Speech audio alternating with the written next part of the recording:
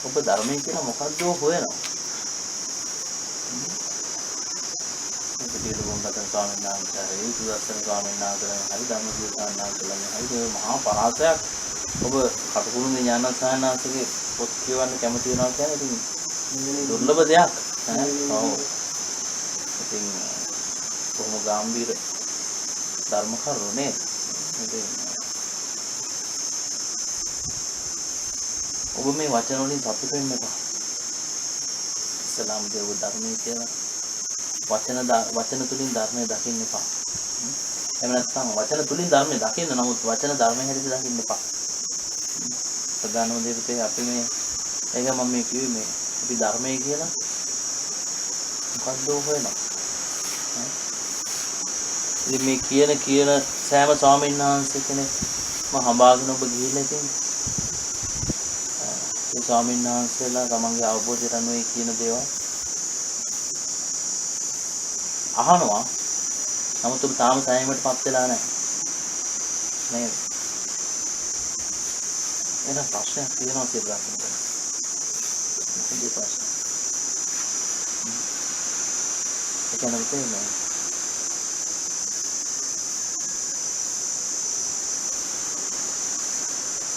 ඔබ ලෝකේ අහවල් කරන ධර්ම තියෙනවා නැත්නම් අහවල් කරන ස්වාමීන් වහන්සේලා ධර්ම තියෙනවා කියන්නේ එතන හොයාගෙන යන්න ඕනේ නැහැ. ඔබ ධර්ම බවටපත් වෙන. ඒතර අවස්ථාවේ සිටින්න මේ ඔබට පුළුවන්කමක් ලැබෙනවා නම් මේ යන පින්ම නවත්තලා ධර්ම ඔබ බවටපත් කරගන්න. එතනදිත් ඔබට මේ ලෝකේ බාහිරින් ඔබට හොයන්න දෙයක් නැහැ. කියනවා ඔබට හම්බ වෙන වචන ගොඩක් විතරයි. සමහර වචන ගැඹුරුයි, සමහර වචන සරලයි. මේ සමහර ගැඹුරු විශ්ලේෂණ වලට කැමති වෙනවා, සමහර සරල විශ්ලේෂණ වලට කැමති වෙනවා. නමුත් වචන ගොඩක් විතරයි. ඒක වචී සංස්කාරයක් විතරයි. මේ සංස්කාරයේ තියෙන කලකිරෙන නිසා අල්ලන්නේ මේ සංස්කාර කියලා කියන්නේ ලෝකේ. එහෙනම් ලෝකේ කියලා කියන්නේ දුකටයි කියන්නේ. පටිච්චසමුප්පන්න දෙයක් නේද? හේතුඵල නිසා සකස් වෙච්ච දෙයක්. ඉතින් බුදුරජාණන් වහන්සේ සිතන මේ ධර්මයේ කියන්නම යපතේ මේ ඔබට මට මේ ලෝකයේ තුල හිර වෙන්නද? ලෝකේ නිදහස් වෙන්න. එහෙනම් මේ සීල සංස්කාර කෙරේ ඔබ කලකිරෙන්න ඕන. නේද? සීල සංස්කාරව සතුටින් පිළිගන්න හොඳ නැහැ. මේ සීල සංස්කාරයන් ඔබ නිදහස් වෙන්න ඕන. එහෙමනම් ඔබ ධර්මයේ කියලා මේ වචන ටිකක් හොයහා යනවා නම් මේ විදිහට මේ ටේප් කරගෙන නේද? දැන් මේක ඔබ දකින්න ඕනේ දුකක් හැටියට. මේ ඔබට දැන් ඔබට ධර්මය නිසා ඔබට මේක සැපයක් වෙලා තියෙනවා. දැන් මේ සියල්ල අත්හරින්න දැන් ඔබ ධර්මය බවට පත් වෙනවා.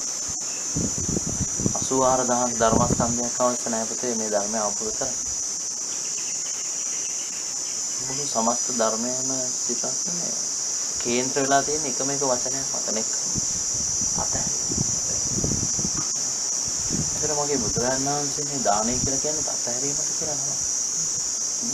සීලය කියලා කියන්නේ අතහැරීමට කියලා නම. සමාධි කියන්නේ අතහැරීම නිසා ලැබෙන දෙයක් වඩා ලේසියෙන් අතාරින්න හේතු වෙන දෙයක්. ඒත් අතහැරීම පිටසම හේතු වෙන දෙයක් තමයි සමාධිය කියලා කියන්නේ.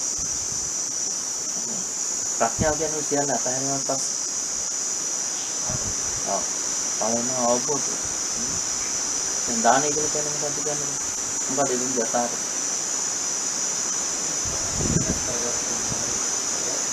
නෑ ඒකදී අතාරින්න හිතමයි. අපිට රැස් කරගත්ත දෙයක් හරි අතාරින්න පුතේ හිතක් පහළ වෙන්න බෑ. ලෝභය හිත අතාරින්න. නේද? එහෙනම් එතෙන්දී අතාරලා තියෙන්නේ හිතමයි. හිතේ තියෙන ලෝභය. නේද? කැටීම. ඒ ස්වභාවයන් ඒ දෙකම නැති වෙච්ච තැන තමයි අපිට යමක් දෙන්න පුළුවන්. එතකොට එමන එතෙන්දී අතහැරලා දෙන්නේ හිතමයි. සීලය කියන්නේ. බලන්න. ඔබට හිතනවා ඔබට පහළ වෙන හිත මරපන් කියන හිත. කෙනෙක්ව මරපන් කියන හිත ඔබ අතහරින්න. ඇයි ඔබ හිත අතහරින්නේ? ඔබ හිතනවා බුදුරජාණන් වහන්සේ මේ ලෝකේ දුකක් හැටියට දේශනා කරේ ලෝකේ ඉක්මවා ගිය මහා ප්‍රඥාවෙන් දැකලා. සියලු ලෝකේ ඉක්මවලා. නමුත් මට තාම මේ ලෝකයේ දුකක් හැටියට තේරෙන්නේ නැත්තේ මට ප්‍රඥාව මදි නිසා කියලා ඔබ තේරුම් ගන්න. එහෙනම් මම මේ ප්‍රඥාව වැඩෙන වැඩ පිළිවෙලක් තුල ඉන්න ඕන. එහෙනම් මේ ප්‍රඥාව වැඩෙන වැඩපිළිවෙල සකස් වෙනමයි පුතේ. අපි බුදුරයන් වහන්සේගේ කෝණයෙන් මේ ලෝකේ දිහා බැලුවොත් විතරයි සිතා. නමුත් ඔබත් මමත් අන් සියලු ස්වාමීන් වහන්සේලාත් රාතන් වහන්සේලා ඇරෙන්න. සෝවාන් වෙච්ච සකෝදාගාමී වෙච්ච අනාගාමී වෙච්ච ස්වාමීන් වහන්සේලා ඇරෙන්න. සියලු දෙනා මේ ලෝකේ දිහා බලන්නේ අපි කැමති විදියට සිතා. ඒක පිළිතුරයි. අපි කැමති දෙයක් අපි ලෝකෙට. නමුත් ඔබ සූදානම් නම් මම දන්නේ නැහැ. බුදුරජාණන් වහන්සේ තමයි සියල්ල දන්නේ. හරිද? ඒ විදිහට හිතලා බුදුරජාණන් වහන්සේගේ කෝණයෙන් මේ ලෝකයේ දිහා දකින්න. නැත්නම් බුදුරජාණන් වහන්සේගේ මහා ප්‍රඥාව ඔබට පුළුවන් නම් ආදේශ කරගෙන ඔබේ කෝණයට ආදේශ කරගන්න. ඔබට සම්මාදිට්ඨිය මේ මොහොතෙන් පිහිටනවාද? මේ මොහොතේම ශ්‍රද්ධාව තියෙනවා. එක පාළි ගාථාවක්වත් ඕනේ නැහැ මේ නිවන අවබෝධ කරගන්න. මේ කිව්වම කෙනෙක් හිතන්නේ මේක පුළුවන් දෙයක්. ඒ නිසාමයි අපි මේක කියන්නේ නැත්තේ සියදන්න වැඩක් නැහැ මේක කවුරුත් විශ්වාස කරන්නේ නැහැ. ඒ චතුර කියපු නිසා මේ හම්බෙන් ඒ විදියට යම මිසක්තේ මම ජීවිතේට මීඩියා එකට ඕපන් වෙන්න මට කිසිම අවස්ථාවක් නැහැ. මොකද ඒක වෙහිසා. මේක මේ ලේසින් මේ ධර්මයේ කියන්නේ පුතේ මේ ලෝකේ සරලම දේ සිතක්. සරලම දේ. නමුත් අවාසනාවකට අපි එක්කේ ගැඹුරක් මේ වචන තුලින් හොයන්න හදනවා විතර. මේ වචන තුලින් අපි ධර්මයේ ගැඹුරු කරගෙන යනවා. අපි කැමති වෙන්නේ මේ ගැඹුරු බණ පදවල. නමුත් බුදුරජාණන් වහන්සේ බැරි වෙලාවත් ධර්මයේ ගැඹුරු කරා නම් අද ඔබටයි මටයි රහතන් වහන්සේලා කියලා කතා කරන කෙනෙක් ඉතුරු වෙන්නේ නැහැ. ඔබ ගැඹුරු තැන නියනසයි.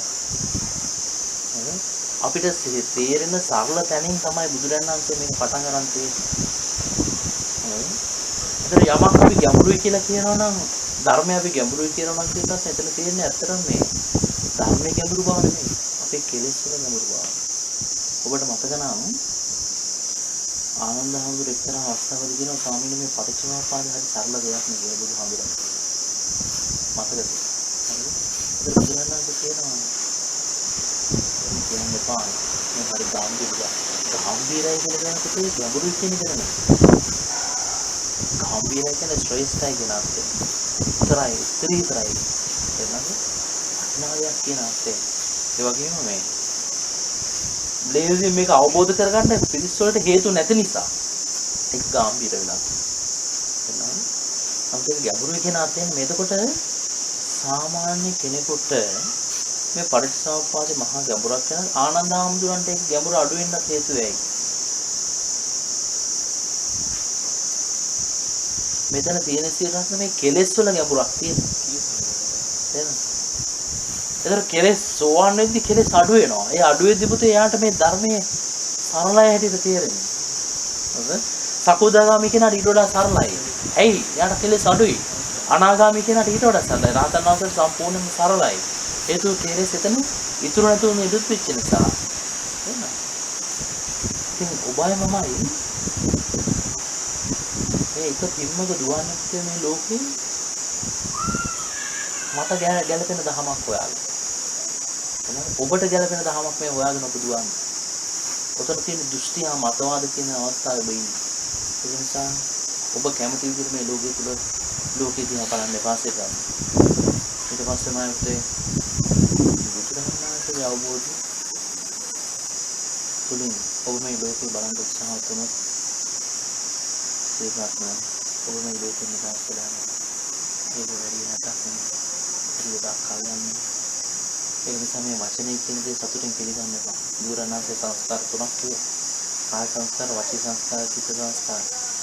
ඔච්චරයි සංස්කාර තියෙන්නේ. එහෙනම්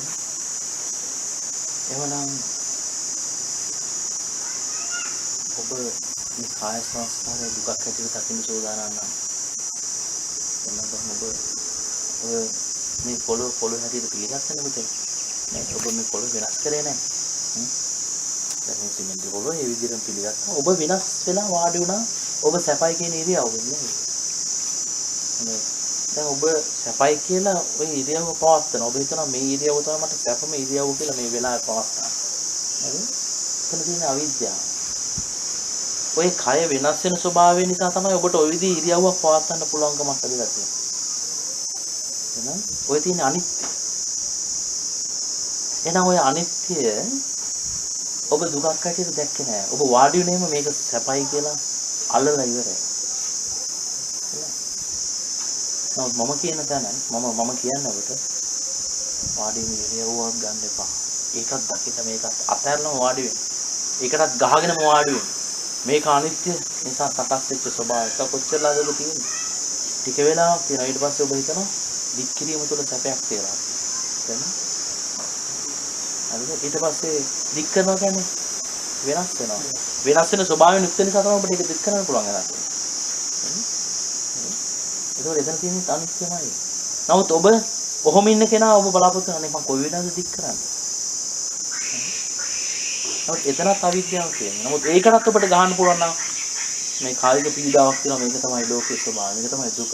පීඩාව විදිහට දකිනවා. ඒ ගැන කලකිරෙනවා. එහෙනම් මේ කය ගැන කලකිරිලා මේ වෙනස් වීම දකිමින් එහෙනම් ඒකට ගහමින් මේක අනිත්‍යයි දුකයි අනාත්මයි මට ඕන විදිහට මේක පවත්වන්න බෑ කියලා මේ හුස්ම රැල්ලක් අතහැරෙන්න බලාපොරොත්තු වෙන ඔබ වාඩි වෙන්නේ. ඔබට නිවන ඈතක නෙමෙයි පුතේ තියෙන්නේ. නමුත් දැන් බලන්න අපි බොහෝ දෙනෙක් මේ කාය සංස්කාර වල තියෙන සරලම තැනනේ බුදුරජාණන් වහන්සේ දේශනා කරන ආශ්වාස ප්‍රශ්වාස කියලා නේද? ඒත් අපි ආනාපාන සති භාවනාව ගැන හැමෝම කතා කරනවා. අද ලංකාවේ හැමෝම අද මේ අර talk of the town කියලා කියන්නේ ටවුන් මේ නගරේ කතා බවට පත් වෙන භාවනාව. මේ ධර්මය ගැන කතා කරොත් කතා කරන්නේ භාවනාව. මිනිස්සුන්ගේ ජනප්‍රිය මාතෘකාව ඕක. ඉතින් මිනිස්සු ඉල්ලන්නේ ඒකද කියලා. එහෙනම් ඉතින් මිනිස්සු හොයාගෙන යන්නේ භාවනාව. භාවනාව කියන්නේ සමාධිය නේද? ඒතර ඒගොල්ලෝ කියන්නේ භාවනාව සමාධිය. සමාධි භාවනාව. ඒතර බුදුරජාණන් වහන්සේ සමාධිය දැම්මේ ඉන්ද්‍රිය ධර්මයන් වල කීවෙනි අවස්ථාවට? ඉන්ද්‍රිය ධර්ම ශ්‍රද්ධා, වීර්ය, සති, සමාධි, ප්‍රඥා හතර. ඒතර ආරෂ්ඨාංග මාර්ගය. සමා සමාධියට එන්නේ කිතෙන්ද?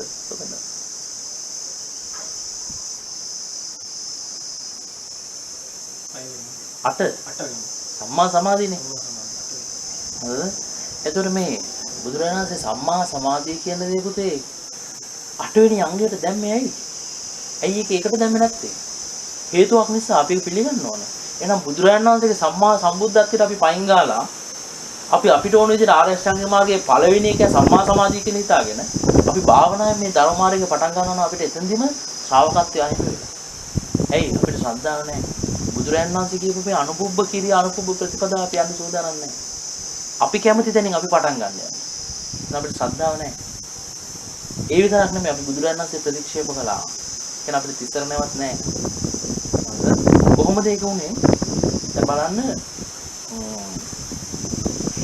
බුදුරජාණන් වහන්සේ දේශනා කරනවා මේ සෑම දෙයක්ම හේතුඵල නිසා සකස් වෙන දෙයක් කියලා. එහෙනම් මේ සමාධිය කියන්නේ තමයි පුතේ හේතුවක් නිසා සකස් වෙන දෙයක්. මොනවද ඒ හේතුව? සම්මා දිට්ඨියෙන් පටන් අරගෙන සම්මා සති කියන හත්වෙනි අවස්ථාව දක්වා තියෙන සම්මා සමාධියට අවශ්‍ය වෙන හේතු. එහෙනම් මේ කරුණු හත මූලික කරුණු හත සම්පූර්ණ කරන්න නැතුව සිටිරත් සම්මා සමාධිය යම් කෙනෙක් ලබන්න හිතනවා නම් ඒක මේ ලෝකේ ලැබෙන්නේ නැහැ. සමාවෙන්නේ ඒක සිද්ධ වෙන්නේ නැති දෙයක්. හේතුව බුදුරණන් වහන්සේ දේශනා කරපු සම්මා සමාධිය ලැබෙන්නේ පුතේ බුදුරණන් වහන්සේ කියපු ක්‍රමවේදය තුලින් විතරයි. නමුත් යම් කිසි කෙනෙක් වෙන ධානය ස්වභාවයන් බලාපොරොත්තු වෙනවා නම් ඒව ලබන්න පුළුවන්. විසුද්ධි මාර්ගයේ ක්‍රමයට. ඕන තරම් ක්‍රම තියෙනවා. හේතුව ඒව මේ බුදුරජාණන් වහන්සේ දේශනා කරපු දේවල් නෙමෙයි. ඒව මේ ලෝකේ කවදාවත් පවතින ස්වභාවයන්, ධාන ස්වභාවයන්. පළවෙනි ධානය, දෙවෙනි ධානය, තුන්වෙනි ධානය, හතරවෙනි ධානය, ආලාර කාල මුද්දකරාම පොතල අතීත කාල දේවලටත් ඒවා තිබුණා. බුද්ධ ශාසනයේ මෙපිට නේද? එහෙනම් ඒ සමාධිය හැබැයි ඒක සම්මා සමාධිය උනේ නැහැ. ඔබට තේරෙනවද මම කියන්නේ? සම්මා සමාධිය කියන දේ තියෙන්නේ සිරරත්න බුද්ධ ශාසනයේ විතරයි පුතේ. යම් කෙනෙකුට මේ සම්මා සමාධිය ඇති වෙනවා නම් පුතේ එයා ඉර වෙන්නේ නැහැ කොහොමද? එයා නිවනෙන්මයි නවතින්නේ. දැන් නමුත් අවාසනාවට අපි හිතනවා පළවෙනි දෙවෙනි තුන්වෙනි හතරවෙනි ධානය සම්මා සමාධියම තමයි කියන්නේ. පළවෙනි දෙවෙනි තුන්වෙනි හතරවෙනි ධානය ස්වභාවයන් සම්මා සමාධිය තුල තියෙනවා. හැබැයි සම්මා දිට්ඨිය පදනම් කරගත්තා වූ ධානය ඒවා තියෙනවා. සම්මා දිට්ඨිය කියන්නේ මොකක්ද? මේ ලෝකෙම දුකයි. සියලු සංස්කාරයන් දුකයි. එහෙනම් සමාධිය තුල සකස් වෙන්නේ මොකද්ද? චිත්ත සංස්කාර, වේදනා සංඥා. මම ඔබට ගැඹුරු වචන කතා කරනවා මොකද ඔබ ගැඹුරු පොත් කියවලා තියෙන නිසා. ඒ ස්වාමීන් වහන්සේලා අසුර කරලා තියෙන නිසා. ඔබට මම මේ කියන දේ තේරෙන නිසා. හොඳද? නැත්නම් වෙන කෙනෙකුට මම මෙහෙම කතා කරන්නේ නැහැ. සරල දෙනින් කියන්නේ. එතකොට සම්මා දිට්ඨිය කියලා කියන්නේ මොකද්ද? සියලු සංස්කාරයන් අනිත්‍යයි කියලා බුදුරජාණන් වහන්සේගේ අවබෝධය මං ආදේශ කර ගැනීම තමයි සම්මා දිට්ඨිය කියලා කියන්නේ. බුදුරජාණන් වහන්සේ කොහොනේ ලෝකෙ දැකේ? ආර්ය කොහොනේ ලෝකෙ දැකේ? මට ඕනේ දෙන්නේ මේ. එහෙනම් ඔබ රහතන් වහන්සේ කෙනෙක් හිතන විදිහට හිතන්න ගත්තොත් විතරයි ඔබට රහත් වෙන්න පුළුවන්. ඔබට දෙනවා මොකද? පියන් කෙනෙකුට කවුදාරි මැනේජර් කෙනෙක් ඉන්න ඕන නම් එයා මැනේජර් කෙනෙක් හිතන විදිහට හිතන්න ඕනේ. නැත්නම් එයා කවදාවත් එයාගේ ඒ කැරියර් එකේ ඇඩ්වාන්ස්මන්ට් එක එයා ලබන්නේ නැහැ. ඒක ලැබෙන්නේ නැහැ. එයා මැනේජර් කෙනෙක් වේවි නමුත් එයා ෆේල් වෙනවා. ඒක එයා කරන්න කල යුත්තේ මොකද්ද කියලා දන්නේ නැහැ. එහෙනම් මම කියන්නේ. එහෙනම් ඔබට රහත් වෙන්න ඕන නම් ඔබ රහතන් වහන්සේ කෙනෙක් හිතපු විදිහට හිතන්න. ඔබ ලෝකේ දකින්න උත්සාහ කරනවා. එහෙම නොකර අපි කැමති විදිහට මේ ගමන ගියොත් කවදාවත් මේ නිවන නම් විවෘත වෙන්නේ නැහැ. ඒකයි කතා දෙකක් නැහැ. එහෙනම් ඒක එහෙමනම් මේ ධර්මයේ කියලා කියන්නේ උච්චර දඟලන්න ඕන දෙයක් නෙමෙයි. මම එහෙම කිව්වට මම මේක එළියට කියන්නේ නැත්තේ හේතුව මේවා පුතේ කෙනෙක් විශ්වාස කරන්නේ නැහැ. මේ දෘෂ්ටියා මතවාද වලින් වෙලිලා කැකෑරිලා ඇඹරිච්ච අවාසනාවන්ත සත්‍ය පිළිසක් මේ ලෝකේ ඉන්නේ බෞද්ධරයක් මේ කාලේ. ඉතින් මේගොල්ලෝ කවදාකවත් මේක තේරුම් ගනින්න කියලා අපිට හිතා ගන්නවත් බෑ. ඉතින් වැදගත් වෙනවා හිතේ. ඔබ මේක තේරුම් ගත්තා නම් ඔබ මේකේ නිදහස් වෙලා යන්නේ තමයි. ඒක නිසා මම දේශනා කරන පැත්තේ නෙමෙයි මේක අවබෝධ කරලා සදාට මේ ජීවිතේදීම නිදහස් වෙනවා කියන නැවත නූපදින ස්වභාවයට පත් වෙනවා කියන තැන ඉන්නේ. තේරුණාද? ඉතින් ඔබටත් ඒ දේ කරන්න පුළුවන්. ඒකට ගොඩාක් අපේ මේ ස්වභාවයන් ව්‍යාකූල කරගන්න ඕනේ නැහැ. සංකීර්ණ කරගන්න ඕනේ නැහැ. එහෙනම් ඔබට තියෙන්නේ මොකද්ද? අතහැරීම කියන වචනේ තුල ඉන්න විතරයි. මොනවද ඔබට අතහරින්න තියෙන්නේ? සංස්කාර වර්ග තුන. කාය සංස්කාර, වචී සංස්කාර, චිත්ත සංස්කාර. එතකොට දැන් බලන්න. ආනාපානසති භාවනාව කියන දේ මම පටන් ගන්න බෝ වෙලාවට හදනවා. නමුත් එතන අපි හැමෝම ඒ බුදුරජාණන් වහන්සේගේ ආනාපාන පබ්බේ එක්තරා දුරකට ගිහිල්ලා ඉතුරු ටික අමතක කරනවා. එතන බුදුරජාණන් වහන්සේ ආනාපාන සතිය වඩන්න කියලා කියන්නේ මේ විදර්ශනා ප්‍රඥාව ඇති කරගන්න මිසක් ඒ හුස්ම රැල්ල කෙරේ තියෙන අවිද්‍යාව අයින් කරගන්නයි බුදුරජාණන් වහන්සේ ආනාපාන සතිය වඩන්න කියලා කියන්නේ. ඒක අතහරීමක් ගැන බුදුරජාණන් වහන්සේ ආනාපාන පබ්බේම කතා කරනවා සතර සතිපට්ඨානේ. නමුත් ඒ අතහැරීම ඒ කාය සංස්කාරයන්ට ගහන එක කවුරක්වත් සමාධියක් තුල කතා කරන්නේ නැහැ. ධානයට යන්න කියන විතරයි කියන්නේ. එහෙනම් මේ හරිය අපරාධයක් ඒක. හරිද? ඒක නිසාම අපිට ඔබේ ජීවිතේ හරිය යුත්තේ සමාධිය නෙමෙයි. සමාධියක් අපේක්ෂා කරන්න එපා. රකින්න සීලයක් තියනවා කියලාත් ඔබ හිතන්න අවශ්‍ය නැහැ. හිතන රකින්නවා කියලා කියනවා නම් අපි එතකොට හිතනවා මෙතන රැක ගන්න අපි දැන් විස්තර රකින්නවා, ගෙවල් රකින්නවා, දරුවෝ රකින්නවා. අපි මේ රකින්න දේවල් නෙවෙයි මෙච්චරක. ඒ වගේ අපි මේ සීලයක් රකින්න දෙයක් නැහැ මෙතන. සීල කියන්නේ අතහැරීම කියලා නම. මොකක්ද අතහරින්නේ? හිත. එයා කොහොමද ඒක අතහරින්නේ? මරපං කියලා කියන හිතේ අතහරින්නේ. ඇයි? එයා දැන් දකින්න ලෝකෙන් මම ඊට කලින් කෙනෙක්ව මැරුවා නම් මට ලෝකෙ තුලින් යමක් ලබන්න. නමුත් දැන් එයා දකිනවා මට ලෝකෙන් දෙයක් ලබන්න නැහැ. ලබන්න තියෙන දුකක්මයි. ඇයි? දුක්ඛෝ ලෝකෝ පතිත්තා. ලෝකේ දුක මත පිහිටපු දෙයක්. එහෙනම් ඉන් රිටර්න් මට ලැබෙන්නේ මොකද්ද? දුකක්මයි. එහෙනම් ඔබ ලෝකයේ කෙරෙහි සියුම් හෝ අල්ප මාත්‍ර අපේක්ෂාවක් බලාපොරොත්තුවක් ඇති කරගත්තොත් මම ඔබට ලැබෙන්නේ මොකද්ද ලෝකයෙන්? දුක. එහෙනම් ඔබ දුකට කැමති නම් ඔබට දුකෙන් නිදහස් වෙන්න බෑ. අභිනන්දන සූත්‍ර බුදුරණන් දේශනා කරනවා. නේද? දුකට කැමති නම් ඔබට දුකෙන් නිදහස් වෙන්න බෑ. නමුත් ඔබ අන්න ඒ විදිහට කල්පනා කරන්න ගත්තොත් එනවානේ මේ ලෝකයේ දුක එනම මේ ලෝකෙන් නිදහස් වෙනවා කියන ස්ථාවරේ ඉඳගෙන මේ සකස් වෙන සංස්කාරයන් ඔබ අනිත්‍ය දුක්ඛ අනාත්මයට හිතන්න ගන්න ඕනේ. එනවානේ ඒ කියන්නේ මේ වාඩි වෙද්දී මේ හුස්ම රැල්ලවත් ඔබ එහෙම නැත්නම් මේ භාවනාවක් අපේක්ෂාවෙන් වාඩි වෙද්දී කවදාකවත් සමාධියක අපේක්ෂාවෙන් වාඩි වෙන්න එපා. ඔබ මේ හුස්ම රැල්ල අතහැරලා මේ සියල්ල අතහැරීම පිණිස මම වාඩි වෙනවා කියලා හිතන්න. තේරෙනවද? වාඩි වෙන ඉරියව්වත් ඔබ සතුටින් පිළිගන්න එපා.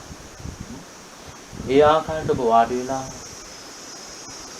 මේ කටයුතු කරගෙන යද්දී ඔබට සකස් වෙන පුතේ යම් හිතක් ඒකත් ඔබට තියෙන අතහරින්නමයි.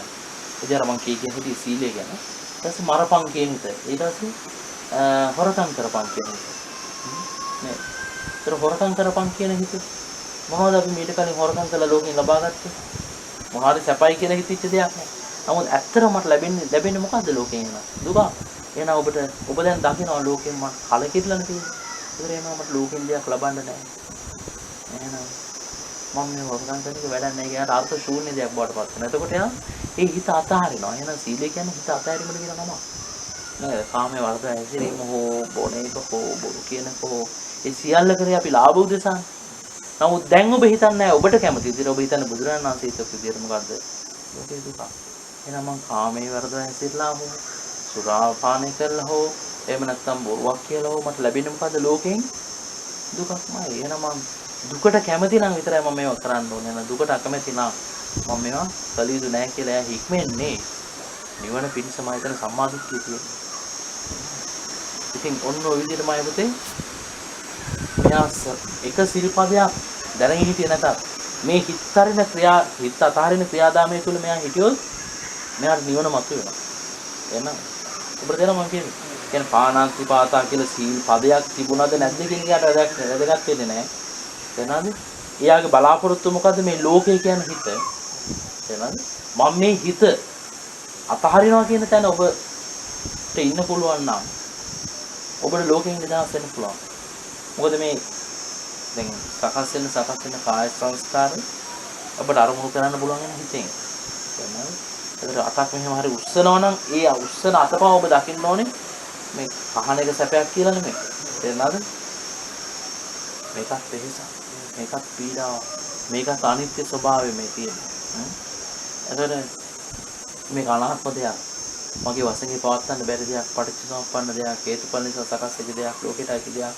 අනේ මේකෙන් නිදහස් වෙන එකමයි හොඳ.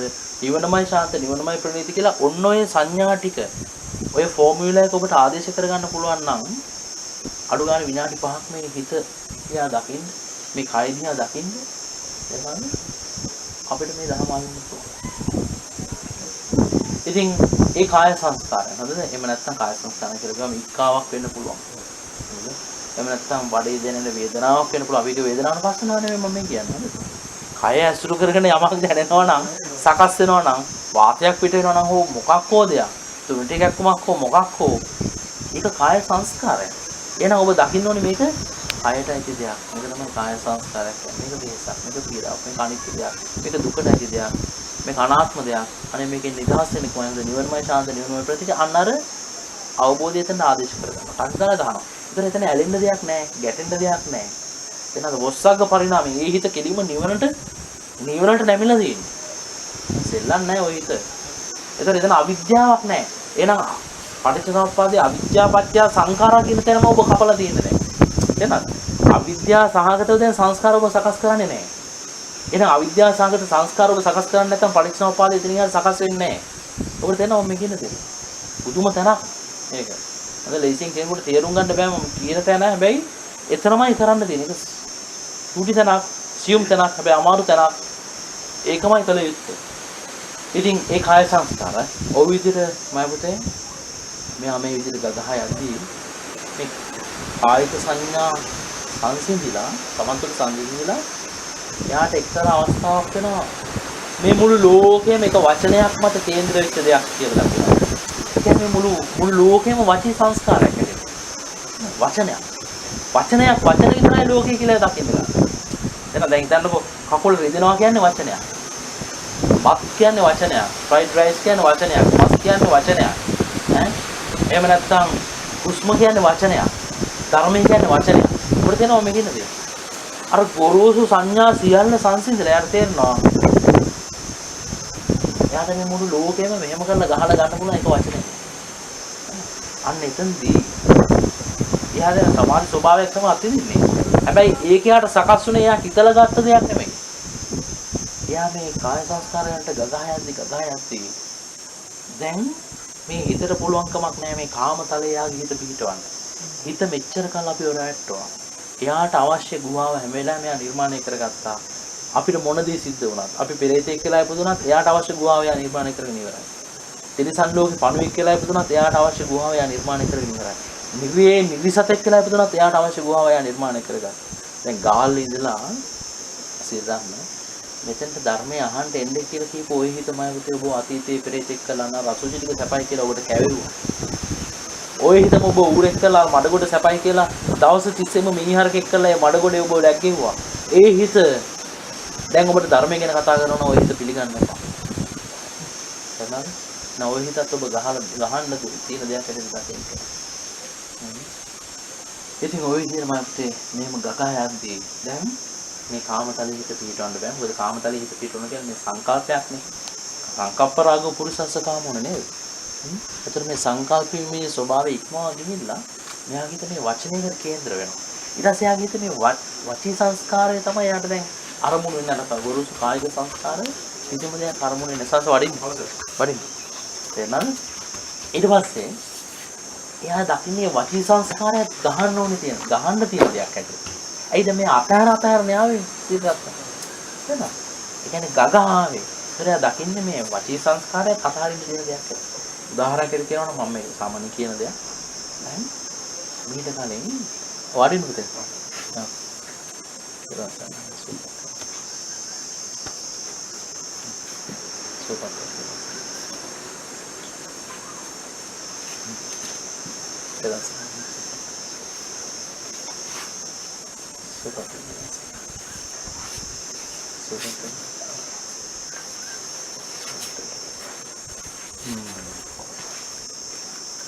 පාතර ඉඳලා නේද? මෙයා කුරේ වෙසන්. මේ පුතා. අපි දෙන්නම මෙයාද කතා කරා කිව්වේ? තිල්න කිව්වේ මෙයාද? ලොකු සංස් හැම වෙලාවෙම කියන කෝල් කරනවා. මේ තාර මාතරේ. කවුද? මෙයා. තාරකත් අහලා තියෙනවා. මේ කැම්පස් එකේ තමයි. රුණු කැම්පස් එකේද? මේ තිල්නගේ යාළුවා මගේ යාළුවා. එහෙමයි. මෙයා යාළුවා. ඉතින් කැමරා ටිකක් අත් දුන්නාද? බඩගින් නෑ කිව්වා සංස් කතා කරලා. ඒ වුණාට මේ කැමත් නැති වෙවි නේද? එම් කොමන් නැද්ද? කවන්න.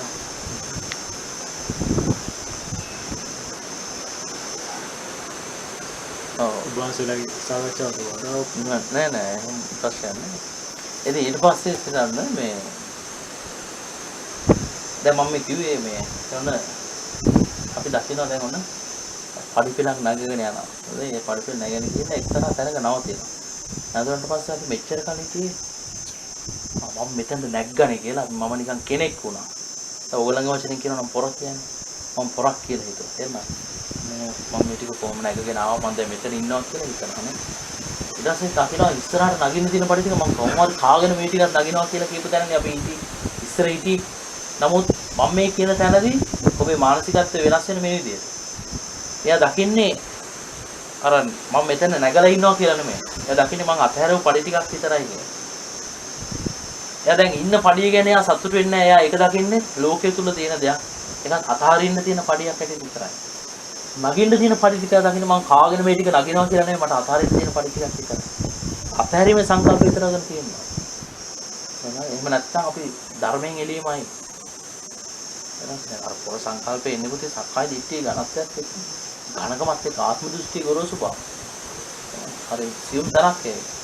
ධර්මයෙන් එළියටම යන්නේ. එතකොට මේවා එහෙම නැත්නම් මේ ධර්ම සංවාද ධර්මයේ රැස් කිරීම මේ සියල්ලම ඔබ පොරක් කරනවා. සමාන්ගේ වචනේ මම පාවිච්චි කරා නමුත් ඒක තමයි වචනේ. නේද? එහෙම කරලා ඔබ ඉස්සරහට දානවා මාර ස්වාමීන් වහන්සේ දන්නා මේ ස්වාමීන් වහන්සේ දන්නා මේ නිසා නමුත් එතන තියෙන්නේ කිලුටු හිතක්මයි. එතන ධර්මයෙන් ඔබ බඹ ගානක් ඈතට විසි කරලා තියෙනවා. එහෙනම් ඔබ දකින්න ඕනේ පුතේ අසුචි වලක් තියෙනවා. ඒ අසුචි වල තුල අසුචි වලින්ම තන ඉනිමගක් තියෙනවා. එතකොට මේ අසුචි වලින් නිදහස් වෙන්න ඔබ භාවිතා කරන්න ඕනේ අසුචි වලින් තනපු ඉනිමගමයි.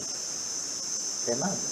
ඒතර ඒකේ පළවෙනි පඩියට නැග්ග කියලා ඔබට සතුටු වෙන්න බෑ. මොකද තාමත් ඔබ ඉන්නේ අසුචි වල තුලමයි. අනිත් එක බල්ලාගෙන ඉන්නේ අසුචි වලින් තන පිනිමග. එහෙනම් ඒක සතුටු වෙන්න බෑ.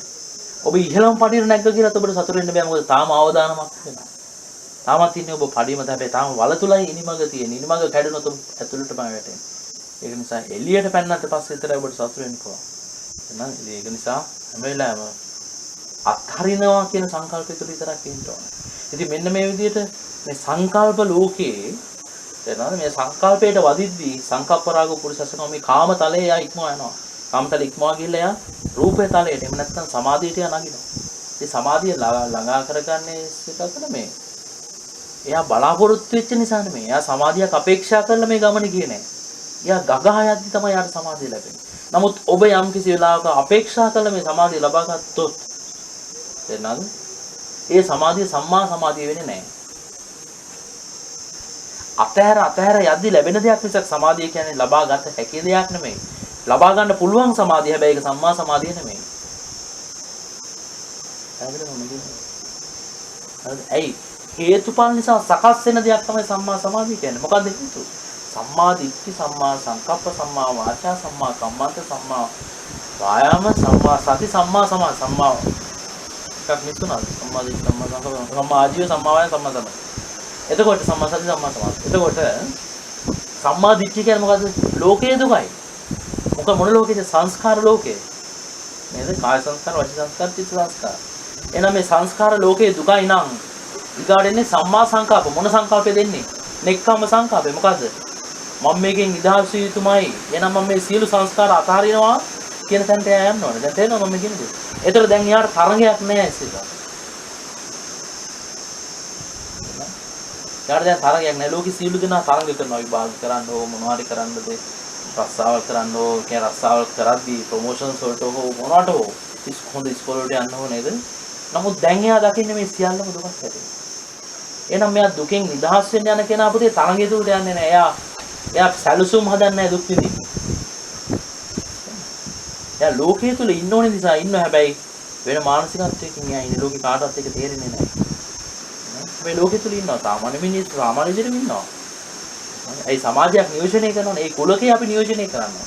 ඒ කුලකෙන් අපිට විද්‍රෝහ වෙන්න බෑ. ඒ ඇඳුම් අඳින්න ඕනේ, සමාජයට යන්න ඕනේ, සියල්ලම වෙන්න ඕනේ.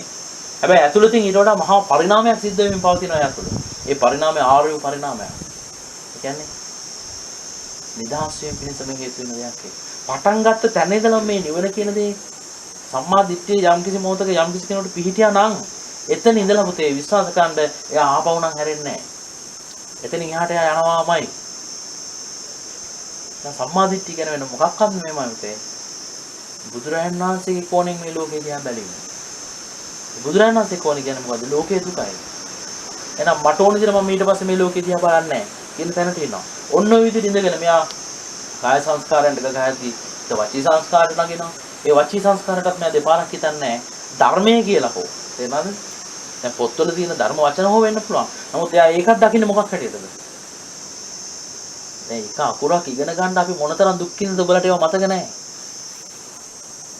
එක අකුරක් ඉගෙන ගන්න අපි මොනතරම් දුකක් විඳිනද? කොහොම අපිට ඒක දුකෙන් නිදහස් වෙන්න හේතු වුණාද?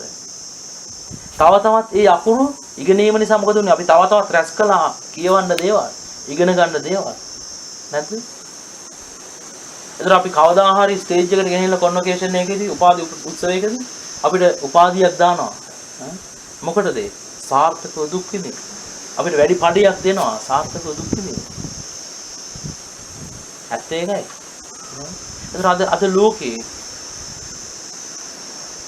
මේ ළඟදී අර පොතක සංස ලියලා තිබුණේ චන්ද්‍රසිරි දොඩංගොඩනේ. දුක දිනා ජයගත් මිනිස්සු කියලා පොතක් ලියලා තිබුණා චන්ද්‍රසිරි දොඩංගොඩ දිවෙන පත්‍ර ප්‍රධාන පත්‍ර. දුක දිනා ජයගත් මිනිස්සු ලංකාවේ ඉන්න ප්‍රසිද්ධ වෙළඳ ව්‍යාපාරික පිරිස් මහා දුකක් විඳලා ආප්ප ටික ඔළුවේ අරගෙන ගිහිල්ලා හැතැම්ම ගණන් පයින් ගිහිල්ලා මහා දුකක් විඳලා අද කෝටිපති වෙච්ච හැටි වර්ණනා කරපු පොතක් ඒක. ඒගොල්ලෝ මොනවද මේ කියන්නේ? මං චූටි කාලේ ඉරිච්ච හපුටු ගැහිච්ච හම්පඩ කොට කලිසමක් ඇඳගෙන මම මෙච්චරක් දිව්වා මෙච්චර ගිහිල්ලා පාන්දර 4ට මං ගෙදරින් එළියට බහැලා කිරි ටික කඩේකට දීලා ආප්ප ටික කඩේකට දීලා 7ට කොහොම හරි ඉස්කෝලේට යනවා හැතැම්ම 7ක් ගෙවාගෙන එහෙම ගිහිල්ලා මම උපාධි ගාලා අද මහාචාර්යවරයෙක් වෙලා එංගලන්තෙත් ගිහිල්ලා උපාධි ගාලා මහාචාර්ය මොනවද මේ කියන්නේ? මේ දුක උපාදාන කරගත්ත හැටි මේ කියන්නේ. මේ සතුටින් වර්ණා ගන්න මොකද්ද මේ දුක? දුක දිනා ගැනීමක් නෙමෙයි ඒක. දුක උපාදාන කරගත්ත පිළිස වැඩිම දුක උපාදාන කරගත්ත පිළිසේ බලන්න අපි මොනතරම් මුලාවකට ගෙනියනවද කියලා මේ ලෝක. දුක දිනා ජයගත් මිනිස්සු කවුද? බුදුරජාණන් වහන්සේ. ඒ දුක දිනුවේ දුක විඳලා නෙමෙයි. දුක තියෙන විඳින්න නෙමෙයි පුතේ. මේක අවබෝධ ගන්න තියෙන දෙයක්. අපි වරද්ද ගන්න ප්‍රධානම තැන උතරයි. ඒක නිසා වචනේ දකින්න දුකක් ඇතිවෙන. ඒක දකින්න බෑ. ඒ සමාධි කියන තැනට එනකම්. එතනට ආපු කෙනාට තමයි මේ වචී සංස්කාරය සංසිඳින්නේ. වචී සංස්කාරය සංසිඳින්න තමයි ඔබට තේරෙන්නේ. අනේ මේ වචනේ කියන්නේ මොන වෙහෙසක්ද? මොන දුකක්ද? එතකන් මේ ලෝකේ හැමෝම අපි සියලු දෙනා එක රාමුවකට කොටු වෙලා ඉන්න නිසා පුතේ හැම දෙයක්ම වචනයක් මත ගොනු වෙලා තියෙන නිසා අපිට මේක කවදාකවත් කලකිරීම පිණිස හේතුුනේ නැහැ. අපි වැඩිපුර කතා කරන්න පුළුවන් නම් අපි හිතනවා අපි කෙනෙක් කියලා. අද ලෝක වාර්තාවක් තියලා තිබ්බනේ මහාචාර්යවරයෙක් ළඟදීනේ. පැය ගාණක් අඛණ්ඩ දේශනාවක් කරලා ලංකාවේ. පැය 60 ගාණක් අඛණ්ඩ දේශනාවක්. අඛණ්ඩ දේශනාවක් ලෝක වාර්තා.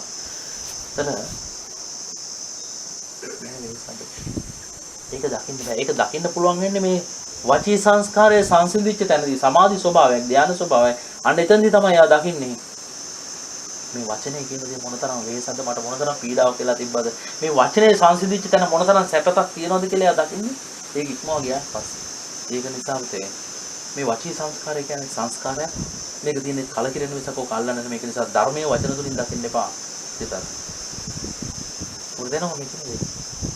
හරිද? මේ විදිහට මෙයා ගගහා යද්දි පුතේ දැන් එයාගේ තියෙන එකම ඉලක්කය මොකද්ද? සකස් වෙන. එයාට ධානය වැඩක් නැහැ දැන්. මේක පළවෙනි ධානයේද මම මේ සෝවාන් ඵලයේද සකෝදාගාමි ඵලයේද කියලා එයා හොයන්න යන්නේ නැහැ සෙතට. එයා දකින්නේ මොකද්ද? මේක ගහන්න තියෙන දෙයක් හැටියට. ඇයි? ලෝකේ සියල්ල දුකයි. ඉතින් එයා අවසානයේ දක්වා ලැබෙන සකස් වෙන හැම දෙයකම එයා ගන්නවා. එයා ගාව එකම ආයුධය තියෙන මොකද්ද? අත්හැරීම. කියන දේ විතරයි. එයා හැංගීම විතරයි තියෙන්නේ. ඉතින් එයා විදිහට අත්හරින්න බෑ. අත්හරින්න බෑ නිකන් බෑ. අර සම්මා දිට්ඨිය කියන දේ උපකාර වෙනවා. හැම වෙලාවෙම මේ සම්මා දිට්ඨිය, සම්මා වායාම, සම්මා සති කියන මේ අංග තුනම පුතේ ආර්ය ශ්‍රාංගික මාර්ගයේ හැම අංගයකටම සපෝට් කරනවා. සම්මා දිට්ඨියෙන්, සම්මා සතියෙන්, සම්මා වායාම වලින් තොර වෙච්ච ආර්ය ශ්‍රාංගික මාර්ගයේ එක අංගයක්වත් නැහැ.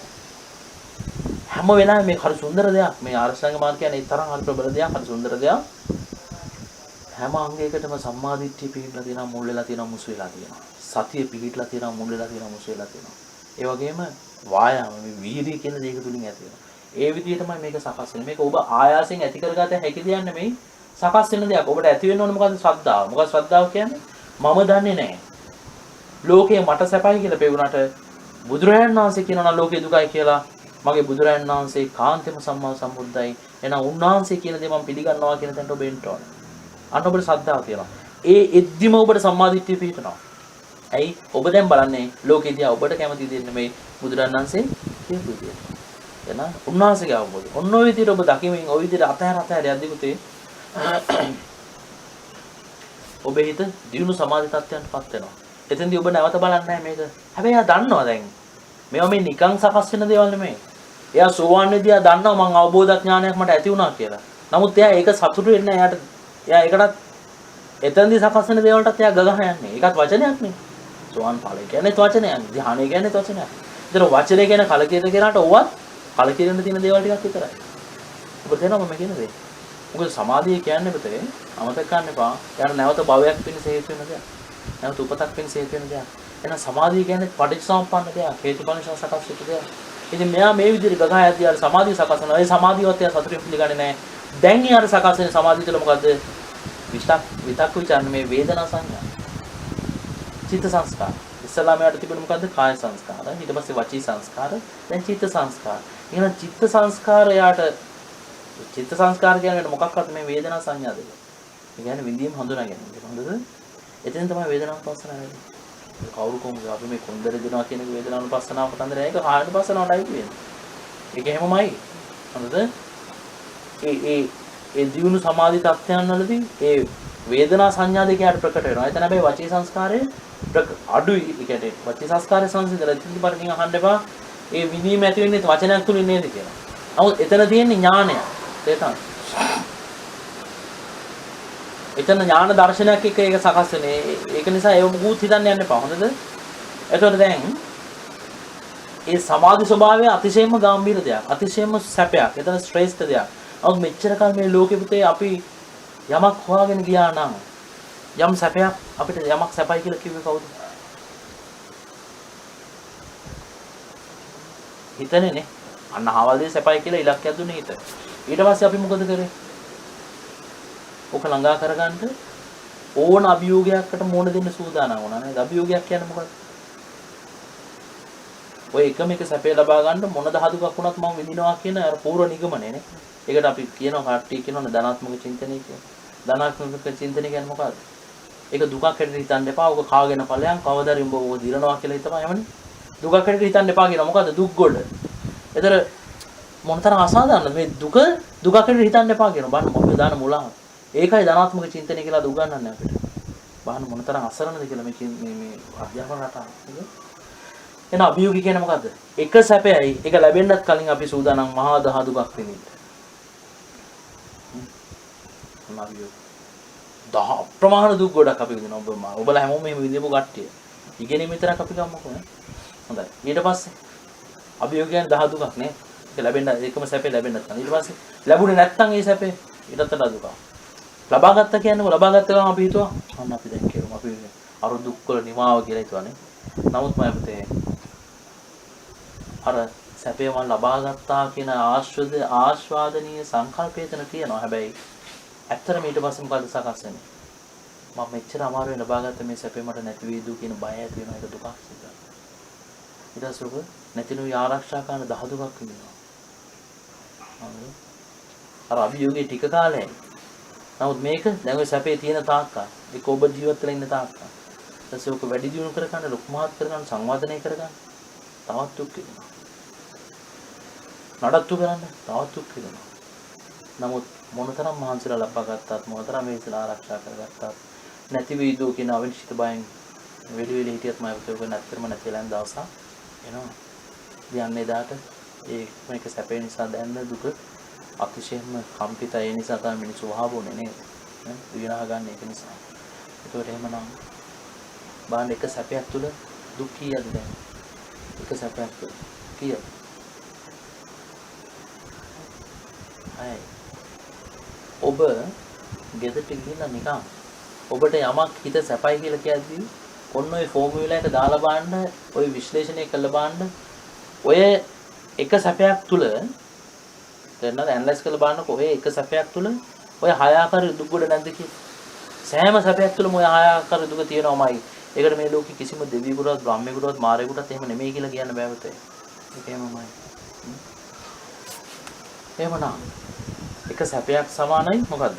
හය ආකාරයක දුකක් නම් අපි අතීතේ ඉපදිච්ච සෑම ආත්ම භාවයකදීම අය පුතේ ඇහෙන් කනෙන් නාහෙන් දිවෙන් ශරීරයෙන් මනසින් සැප හොයාගෙන හය ආකාරයක දුක් ගොඩක් ඉඳලා තියෙනවා නේද? නැත්නම් ඒක අනාගතේ ඔබ යමක් සැපයි කියලා ඔබට වෙ හිත කියනවා නම් ඔබ එනවා විඳින්නේ මොකද? ඒත් හය ආකාරයක දුක් ගොඩක් එක සැපේ සමාරයි හය ආකාරයක දුක් ගොඩක් නම් අනාගතේ අපි යම් සැපයක් උදෙසා දුක් විඳිනවා කියලා කියන්නේ අපි හය ආකාරයක දුක් ගොඩක් උදෙසා දුක් විඳිනවා කියන එකමයි නේද? එහෙනම් අපි දුක් උදෙසා දුක් විඳින්නේ සිත.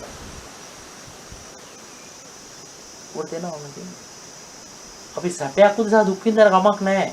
හැබැයි අපි දැන් විඳලා තියෙන මොනවද? දුක් උදෙසා දුක්. අපරාධයක් ඒක. ඔබට තේරෙනවද මම කියන දේ? එහෙමනම් මේ සංස්කාර ලෝකය ගැන දැන් අපි කලකිරෙන්න ඕනේ මෙන්න මේ ආකාරයටයි. මේ සංස්කාර සියල්ල තුළ සකස් වෙන්නේ මොකද්ද? දුක් ගොඩක්මයි. ඉතින් එහෙමනම් මේ හය ආකාරයක දුක බුදුරජාණන් වහන්සේ පෙන්නනවා. දැන් මම කියන්නේ දුක් උදෙසා දුක් කියලා. ඒ කියන්නේ දුක්ඛතා. ඊට පස්සේ මම ඔබට කිව්වා සැපේ ලැබුණාට පස්සේ විඳින දුක් ගොඩක් තියෙනවා. ඒකට කියනවා සංඛාර දුක්ඛතා. ඕක නැති වුණාට පස්සේ විඳින දුක් ගොඩක් තියෙනවා. ඒකට කියනවා විපරිණාම දුක්ඛතා කියලා. එහෙනම් එක සැපයක් තුළ මේ තුන් ආකාරයක දුක දකින්න. දුක්ඛ දුක්ඛතා සංඛාර දුක්ඛතා විපරිණාම දුක්ඛතා. ওই දුක් තුන සෑම සැපයක් තුනම තියෙනවා. බුදුරණස් දේශනා කරනවා යෝසුකං දුක්ඛතෝ වද්ද යම් මහණෙනි යම් කිසි කෙනෙක් මේ සැපේ දුකක් හැටියට දැක්කොත් දුක්ඛම අද්දක්ඛි සල්ලතෝ දුක උලක් හැටියට දැක්කොත් සෑම සැපයක්ම දුකක් හැටියටත් දුකක් උලක් හැටියටත් අදුක්ඛම සුඛං සත්තං අද්ද කියන අනිච්චතෝ මේ දුකයි සැපයි දෙකම නැති මධ්‍යස්ථ හිත තියෙන උපේක්ෂා හිත. ඒ උපේක්ෂා හිත අනිත්‍ය හැටියට දැක්කොත් සත්‍ය සම්මද්දසෝ බික්ඛු පරිජානිත වේදනා සෝ වේදනා පරිඤ්ඤය දිට්ඨ දමනසවා. එයා ඒ පුජ්‍යලයා ඒ කාන්තෙන්ම මේ වේදනාව පිරිසිදු දැක්ක කියනවා. පිරිසිදු දැක්ක කියනවා. ඒ විතරක් නෙමෙයි මහණෙනි මේ ජීවිතෙදී දිට්ඨ ධම්ම අනාසවා. ඒ ආශ්‍රම රහිත බවට පත් වෙනවා දිට්ඨ ධම්ම මේ ජීවිතේදී. කායස්ස බේදා ධම්මට්ඨෝ සංකන්නෝ පේති වේදකුතේ. එයා කය බින්දී මලාට පස්සේ නැවත පැනවීමක් කරා යන මේ ජීවිතෙන් පින්නම පානවා කියලා. කොහොම කතාවක්ද කියන්නේ? අපි ඊට නම් මේ ඉදිකට පිපෙනවා මේ කියන්නේ. ඊළඟට කියනවා යම් කිසි කෙනෙක් මේ සැපේ දුකක් හැටියට දැක්කොත් දැන් මම පෙන්නේ සැපයක් තුල හය ආකාරයේ දුකක්. ඒ හය ආකාරයේ දුකක් කියන්නේ දුක්ඛ දුක්ඛතා කියන දුක්ඛ නිසා දුක් විඳීම. හටගත්තට පස්සේ විඳින දුක සංකාර දුක්ඛතා. නැති වුණාට පස්සේ දැනෙන විපරිණාම දුක්ඛතා. එහෙනම් මේ තුන් ආකාරයක දුක සැපේ තුලින් සෑම සැපයක් තුලින් ඔබට මතු කර ගන්න පුළුවන් නම් මම පුතේ ඊළඟට කියනවා දුක උලක් හැටියට දකින්න පුළුවන්. දුක කොහොමත් කරදරයක් කියලා නේ. ඒ වගේම හිත අනිත්‍යයි කියලා උපේක්ෂා හිත අනිත්‍යයි කියලා දකින්නත් පුළුවන්. මේ දෙක කරගත්තොත් යා මේ ජීවිතේ රහත් වෙන සෝවාන් නෙමෙයි කියන්නේ රහත් වෙනවා කියලා. යංච රත්ත්‍ින් තථාගතෝ අபிසම්බුද්ධ යම් රාත්‍රියක උන් බුදුරණන් සිදුනා නම් යම් රාත්‍රියක උන්වහන්සේ පින්නවන යංච රත්ත්‍ින් තථාගතෝ පරිනිබ්බාති යම් රාත්‍රියක උන්වහන්සේ පින්නම් පෑවනා. ඒ තස්මින් අන්තරේ යතර කාලය තුල වාස්ති ලැබති විචිසුද්ධ දේශනා කළා. පැනෙවොත් මතක දැක්කවද සබ්බම්තම් පතේ හොත. කෙහෙමමයි වෙන්නේ නොවන්තා වෙන විදිහකට. එහෙමමයි වෙන්නේ. එහෙමනම් මගේ බුදුරයන් වහන්සේ දට්ඨබ්බ සූත්‍රයේ සංයුත්ත නිකායේ ওই දේශනාව කළා නම් ඒ යම් කිසි කෙනෙක් මේ ජීවිතයේදී ඔබලා දැක්කොත් මේ කියපු ආකාරයට සැපේ දුකක් හැටියට දුක කරදරයක් හැටියට හිතන්න ගත්තොත් දුක හිත අනිත්‍ය දෙයක් හැටියට හිතන්න ගත්තොත් මාකට ඔබලා සෝවාන් මේ ජීවිතේ rahat වෙනවා කියලා කියන්නේ. rahat වෙලා තමා තුළින් පිරිනව යනවා කියලා කියන්නේ. ඉතින් බලන්නකෝ. මේ සා රැකවරණයක් තියන අපි මොනවද කරන්නේ? ඔබලා අපි එකේ පන්ති ඉඳලා පහේ පන්තිය දක්වා තේරෙනවද? දැන් බලන්නකෝ අපි කියනවානේ මේ සංවර්ධනයක් කියලා දිනුවක් කියලා නේ. අපි සියලු දෙනා දිනුවටපත් වෙන පිරිසක් කියලා. එහෙනම් මම ඔබෙන් අහන්න පුතේ දැන් හිතන්න. එකේ පන්තියේ තිබිච්ච නිදහස අපිට පහේ පන්තියේ යද්දි තියෙනවා. ඉස්කෝලේ යන්න කලින් තිබිච්ච නිදහස අපිට එකේ පන්තියේ යද්දි තියෙනවද? එකේ පන්තියේ තිබිච්ච නිදහස පහේ පන්තියේ තියෙනවද? නැහැ. පහේ පන්තියේ තිබිච්ච නිදහස වැඩ 8ක් එහෙම නැත්නම් වැඩ පරස්පර විරෝධී විෂයන් 10කට මහන්සිය දාදී O levels වලදී අපිට තිබුණාද? නැහැ. O levels වලදී තිබිච්ච මානසික නිදහස A levels වලදී තියෙනවද? නැහැ. A levels වලදී තිබිච්ච මානසික නිදහස සැනසීම විශ්වවිද්‍යාලයේ තියෙනවද? නැහැ. ඊට පස්සේ රස්සාවක් කරද්දී තියෙන්නේ. වහන්න ඕනම දොස්තර කෙනෙක්ගෙන් ඕනම ඉංජිනේරුවෙක්ගෙන් අහන්න ඕනම පයිලට් කෙනෙක්ගෙන් අහන්න කොතනද තෘප්තිමත් කියලා. නෑ ওই ක්‍රයිටීරියා එක තුල ඒගොල්ලෝ කොතනවත් තෘප්තිමත් නැහැ. එහෙනම් අපි මොකද්ද මේ දියුණුව කියලා කතා කරන්නේ? යම් කිසි තැනක දියුණුවක් තියෙනවා නම් තේරෙනවද? ප්‍රඥාව තියෙනවා නම් යම් කිසි තැනක දියුණුවක් තියෙනවා නම් එතන විමුක්තියක් තියෙන්න ඕන. ප්‍රඥා විමුක්ති. තේරෙනවද? නමුත් අද එහෙනම් මෙතන අපි ප්‍රඥා නෙමෙයි වඩන්නේ මොකද්ද දැනුමක්. තාක්ෂණික ශිල්පීය ඥානය මොකටද අපිවම හිර කරගන්න මොකේද සාර්ථක දුක් විඳින්න සැලසුම් හදමින් අපි හිර කරගන්නවා තව තවත් දුක් උදෙසා දුක් විඳින්න ඉතින් අපිට අද බලන්න මොනතරම් ආගන්තුක වචන අපිට ඇවිල්ලා තියෙනවද අසහනය ආතතිය කලකිරීම මේ ડિප්‍රෙෂන් වගේ මොනතරම් ආගන්තුක වචන අපිට ඇවිල්ලා තියෙනවද ඒතර මේවා ඇයි ආවේ මේ හිත අතහැර ගන්න බැරි නිසා එහෙනම් මේ කාය සංස්කාරයේ දුකක් හැටියට දකිමින් එහෙනම් මේ වචී සංස්කාරයේ දුකක් හැටියට දකිමින් මේ චිත්ත සංස්කාර වේදනා සංඥා දුකක් හැටියට දකිමින් මේවා අතහැර යන කෙනාට පුතේ එක්තරා අවස්ථාවකදී සීල සංස්කාරයන් නිදහස් වෙනවා. මෙයාගේ හිත දැන් පිහිටන තැනක් නැතිව. මේ සංස්කාර තුنين නිදහස් වුණාට පස්සේ මෙයාගේ හිත පිහිටන තැනක් නැහැ. විමුක්තං හිත නිදහස් වෙනවා. විමුක්තාටිතං ඒ නිදහසේ පිහිටනවා. කිරත්තා සන්තුෂ්ඨං පූර්ණ සංසිඳීමක් සහිත තෘප්තිමත් භාවයක් එතන ඇති වෙනවා. සන්තුෂිතත්තාන අපරියස්සති. ඒ තෘප්තිමත් භාවයේ සංසිඳීම පිරෙන්නේ නැහැ. අපරිහෙස තත්වා ඒව පරිනිබ්බායති. ඒ නොපිරිහෙච්ච සංසිඳීම තුල අපේ නම් පානවා. ඒක නිසා අපි එකේ පන්ති ඉඳලා පහේ පන්තිය දක්වා දාන මහන්සිය මේ එකම එක හිත අවබෝධ කරගන්න. එහෙම නැත්නම් මේක අතහරින්න ඔබ උත්සාහ කරනවා නම් ඒ මහන්සිය ඒ කැපකිරීම අපි දානවා අපි සෝවාන් වෙනවා පහේ පන්තියේ. පහේ පන්තියේ ඉඳලා පරස්පර විරෝධී විෂයන් 8කට හෝ 10කට දාන මහන්සිය අපි ඒ ක්‍රම ඒක දැම්මොත් මේ එකම එක හිත අතහරින්න එහෙම නැත්නම් මේක අවබෝධ කරගන්න විශ්වාස කරන ඕලෙවස් ලියදී අපි රහත් වෙනවා. නමුත් ඒ උත්සාහය ඒ දාන මහන්සියමයි පුතේ අපි මේ මෙච්චර කාලයක් සංසාරේ එනනම් සදාට මේ සංසාර දුකින් නිදහස් වෙන්න තියෙන මේ සුන්දර අවස්ථාව මේ එකම එක දේ උදෙසා දාන්නේ නැහැ. අපි හැම වෙලාවෙම කරේ අමාරු දේ. තිලිනන්නේ නේ. තිලින අපි අමාරුම දේ කරේ පුතේ. ඔබ අපි සියලු දෙනා කරමින් ඉන්නේ අමාරු දේ. මේ සරල දේ, ලේසි දේ අපි කරන්නේ නැහැ. රැස් කරන එක අමාරුයි පුතේ. ඒක ආරක්ෂා කරන එක අමාරුයි. ඒ උදෙසා දුක් විඳින එක අමාරුයි. ඒක නැතුණාට පස්සේ දැනෙන දුක අමාරුයි. දරන්න බෑ පුතේ. ඒක නිසා සියල්ල නැති තැන හරි සැනසීමක් වෙනවන්නකො. නේද? අපිට මොනවද රකින්න තියෙන මේ සිවුරු කෑලි දෙකයි මේ පාත්‍රේ. ඉන්න තැනක් නැහැ මේ බාන්නකො මේ ලෝකේ සුන්දරම තැන් වල අපි ඉන්නේ.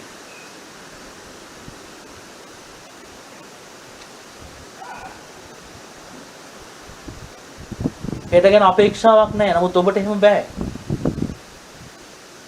සල්ලි අල්ලන්නේ නැහැ නිසා රකින්න දෙයක් නැහැ.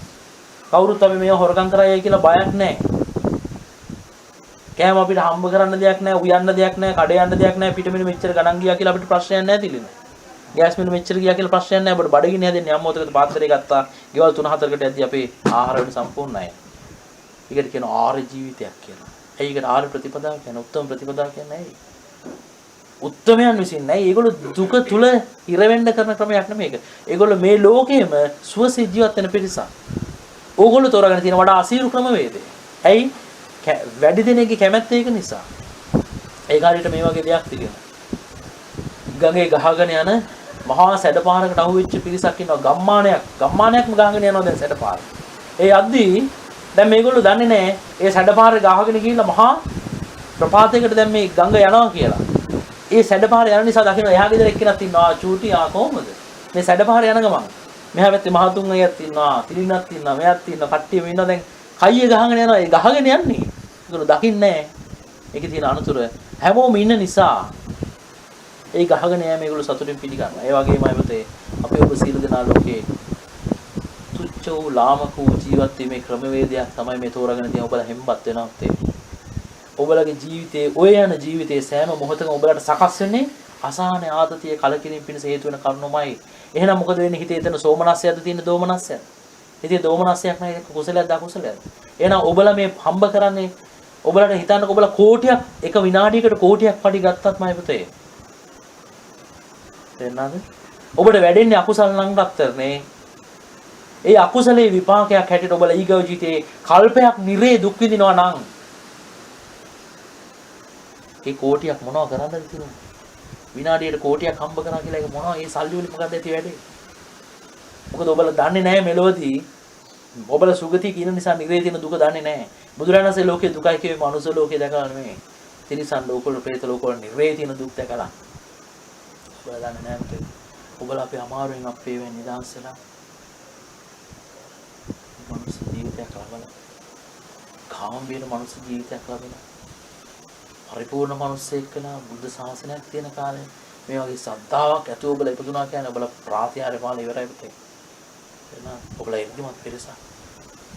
මහා ප්‍රාතිහාර්යයක් ඔබලා පාල ඉවරයි. බුදුරණන්සේ නියපොත්තට පස් ටිකක් අරගෙන එක්තරා අවස්ථාවකදී කියනවා මාණෙනි මේ මහා පෘථිවියේ තියෙන පස්ල වැඩි මගේ නියපොත්තේ නියපොත්තේ තියෙන පස් ප්‍රමාණය වැඩි කියලා. අනේ ස්වාමීනි මේ මහා පෘථිවියේ තියෙන පස් එක බලද්දී නියපොත්තේ තියෙන මොනතරම් ස්වල්පයක්ද කියලා අහනවා. ඊට පස්සේ කියනවා දැනගන්න කියලා. නිරේ දුක් විඳින සත්තු මේ මහ පොළොවේ පස්තරන් නම් ওই නිරෙන් නිදහසලා പ്രേත ලෝකෙට එන්නේ නියපොත්තර ගන්න පස්තරන් ඊටමත්ම ටික දෙනයි කියලා. ඊටසුනාසේ නැවතත් කියනවා പ്രേත ලෝකේ මේ මහ පොළොවේ පස්තරන් නම් പ്രേත ලෝකේ අභිවල තිරිසන් ලෝකෙට සමාන තිරිසන් ලෝකේ තිරිසන් ලෝකේ තමයි නිරෙන් උඩ තියෙන්නේ. තිරිසන් ලෝකේ උපදින්නේ මේ සුලංගිලට ගන්න පස්තරන් සුළුද. තිරිසන් ලෝකේ ඇවිල්ලා මේ මහ පොළොවේ පස්තරන් නම් ওই තිරිසන් ලෝකෙන් නිදහසලා പ്രേත ලෝකෙට එන්නේ නියපොත්තර ගන්න පස්තරන් සුළු කෙනෙක් කියලා. ඊට පස්සේ කියනවා പ്രേත ලෝකයේ මේ මහ පොළොවේ පස්තරන්නා. ඔය പ്രേත ලෝකයේ අභිපාල මේ මනුස්ස ලෝකෙ දෙන්නේ පුතේ. නියපොත්තර ගන්න පස්තරන් ඉතාමත් ටිකදනේ. ඒ අතරට ඔබයි මමයි එක්කව වෙලා ඉන්නවා. එහෙනම් මේක අහඹු සිද්ධියද? රසික තාරක අහඹු සිද්ධියද මේක? නෑ පුතේ. ඔබලා අපි මොන පිම්මක් පැනලාද මෙතන දෙන්න නැත්තේ? මිනිස්සෙක් නෙමෙයි පරිපූර්ණ මිනිස්සෙක්. අඳගොළු බිහිරි නැති, අංග විකල නැති මිනිස්සෙක් වෙනවා කියන්නේ. ඒතර ඔබලා වගේ මේ කැම්පස් යන්න පුළුවන් තරම් මේ මහේශාක්‍ය ශක්තියක් එක්ක, පුණ්‍ය ශක්තියක් එක්ක උපදිනවා කියන එක මොන තරම් ඊට වඩා ගැඹීර දෙයක්ද? ওই පර්සනැලිටියත් එක්ක, ওই පෞරුෂයත් එක්ක උපදිනවා කියන්නේ බුද්ධ ශාසනික බෞද්ධයෙක් වෙනවා කියන්නේ. බුදු ශාසනයක් කියන්නේ. ඉතින් මේ සියල්ල ඔබට ගැළපීලා තියෙන පුතේ හේතුවක් නිසාමයි අපේ. මේ 12000 රහතන් වහන්සේලා වැඩ හිටපු ආරණ්‍යයක් මේ ආරණ්‍ය. එදා රහතන් වහන්සේලා ධර්ම සාකච්ඡා කරපු තැනක් මේ. අදටත් අපි මේ අවුරුදු 2000 ගණන් ගිහිල්ලා අදටත් අපි මේ නිවන ගැන අද මෙතන කතා කරනවා. හරි ආශ්චර්යයක්. ඒක නිසා අරසා අපරමිත ප්‍රේත ලෝක තිරිසන් ලෝක නිරයන් අපි බලමයි පුතේ මේ මනුස්ස ලෝකේ මේ වගේ සුන්දර උපතක් ලැබුවා කියන බල ප්‍රාතිහාර්ය පාලනය. එහෙනම් ඔබලා ඉර්ධිමත් පිරිසක්. ඉතින් එහෙම ප්‍රාතිහාර්ය පාල උපදිච්ච ඔබලා ඔය ඒ ලෝකෙ මිනිස්සු කෙලෙසයි මිනිස්සුන්ගේ අසුචි මල් මාලා දාගෙන අපිත් පොරවල් කියලා හිතාගෙන මැරලා ගිහලා ආයේ මවකුසත් උඩට තින්ගනවා නම් ඒක අවාසනාව අපි සත්‍ය. පිටසන් ලෝක යනවා නම් අවාසනාවක්. ආයි පිටරයක් ඇතුලේ උපදිනවා නම් ඒක හරි අවාසනාවක දෙයක් අපේ. එහෙම නැත්නම් සංසේජිත තෙත් පරිසරයක් තුළ සංසේජිත උපතක්. නැත්නම් ඕපපාතික පෙරේතෙක් කර වෙලා උපදිනවා නම් ඒක මොනතර අපරාධ.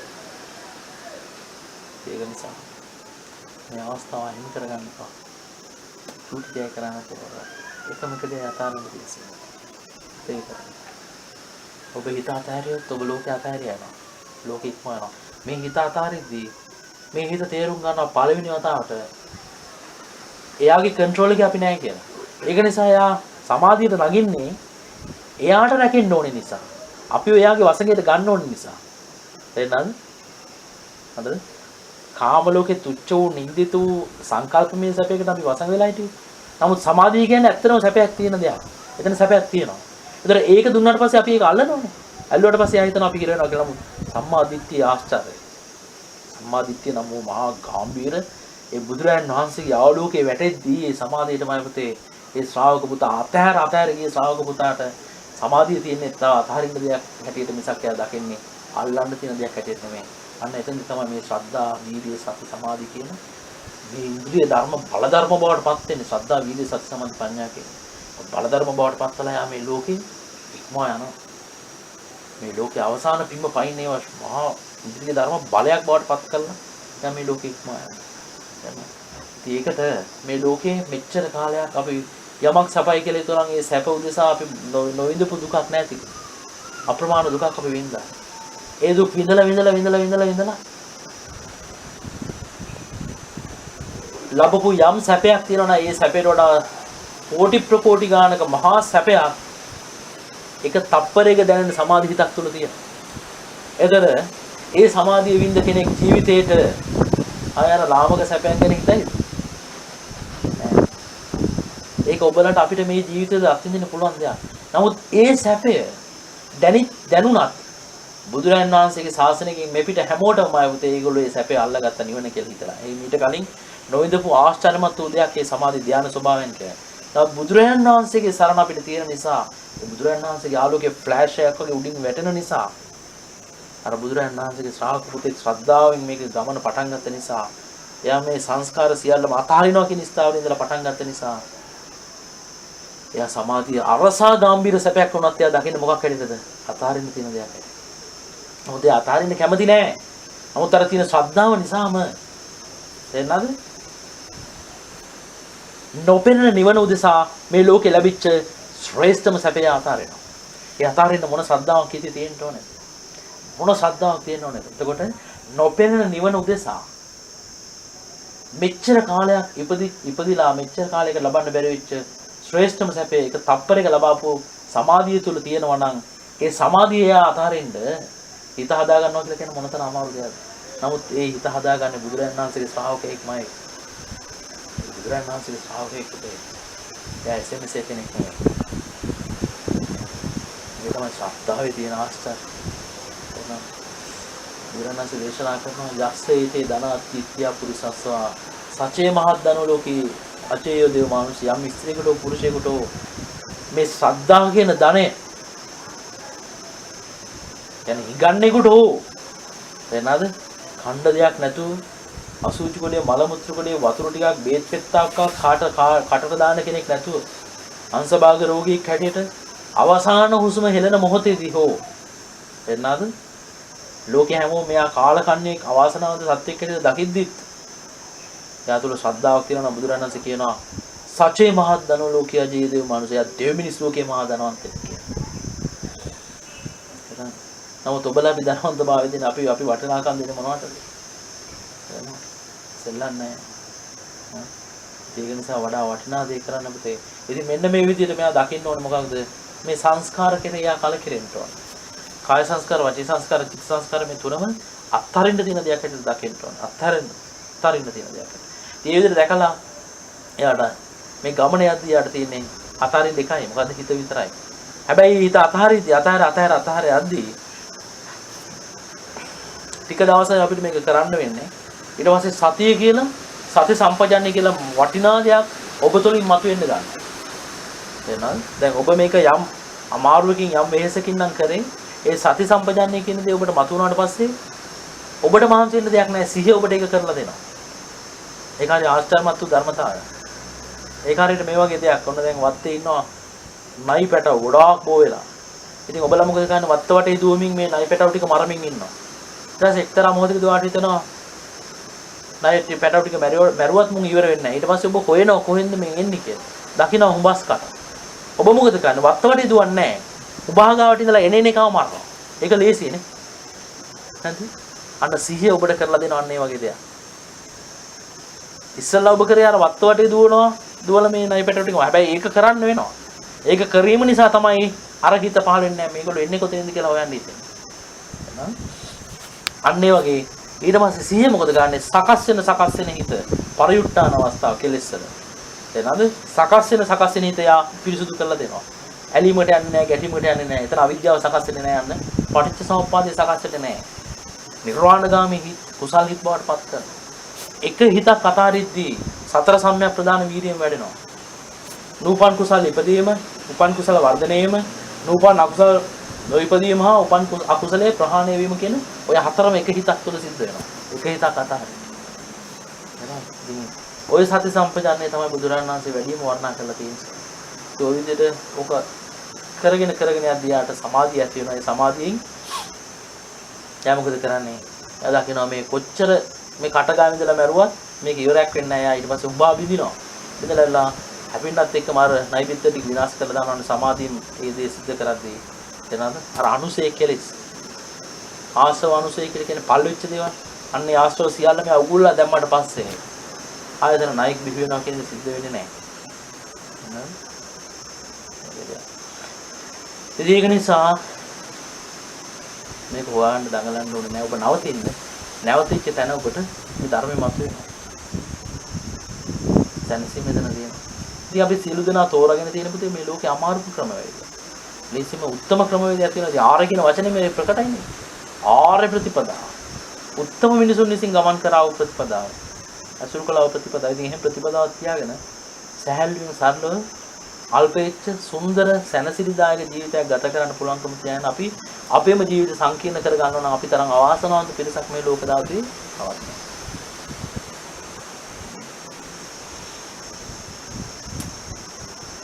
ඔබ රුහුනේද? මොකද ඊරේක? අපි ආසොත් ආයෙම මොනවද කරේ? සයි.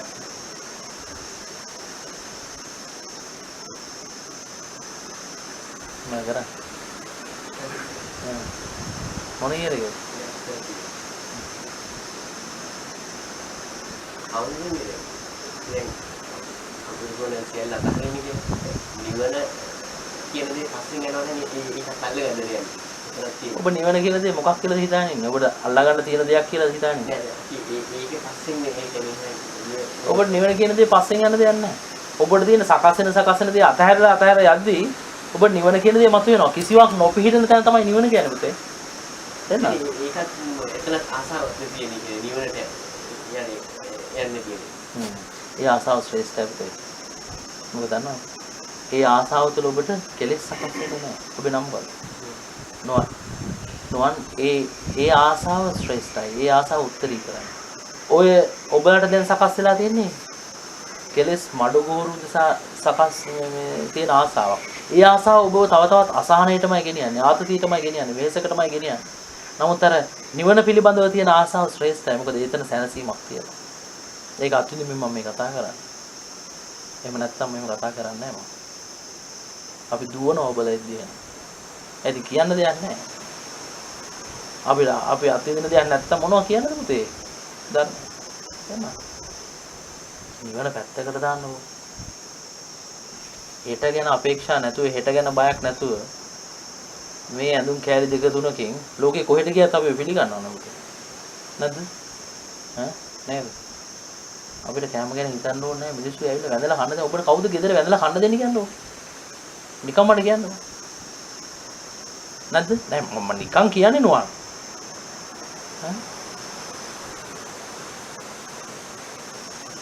නිකන් මේ ගල්ලකට ඇවිල්ලා කාලා ටික බුදියලා බලන්නකෝ. මොන තරම් සැනසීමක් තියනවද කියලා.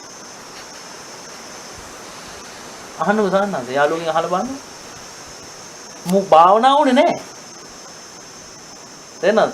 හොද්දට මේ තාම ඕගලන් ගියේ නැහැනේ මේ ආරන්නේ නේ. ඇවිදලා බලන්නකෝ ගල් පොකුණු සුන්දර දැන් බලන්නකෝ මේ මෙහි අලිය ඇවිල්ලා මේ පිටාතුල්ලන උඩ. අර්ථයෙන් අපි හැමදේම කරන්නේ දුකෙන් නිදහස් වෙන්නනේ. ඔව්.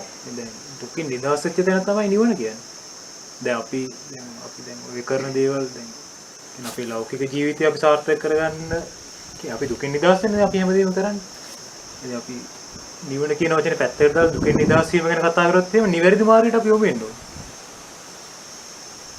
දුකෙන් නිදහස් වෙන්නේ ඕනේ. නෑ ඔබලා යන ක්‍රමවේදය තුල ඉතින් දුක තුල හිර වෙන්නේ නෑනේ. තේරෙනවද? ඉතින් සානස් කියපු දේ ලස්සනයි. ඔය යන ක්‍රමවේදය තුල හිර වෙන්නේ නෑ. නිවන කියලා ඔබට ලබන්න දෙයක් නෑ පුතේ. දුකෙන් නිදහස් වීම ඇත්තටම කියනවා නම් මේ අතාරීම ගැන මොන තරම් කතා කරන්නේ. රහත් වෙච්ච රහතන් වහන්සේ තමයි දන්නේ.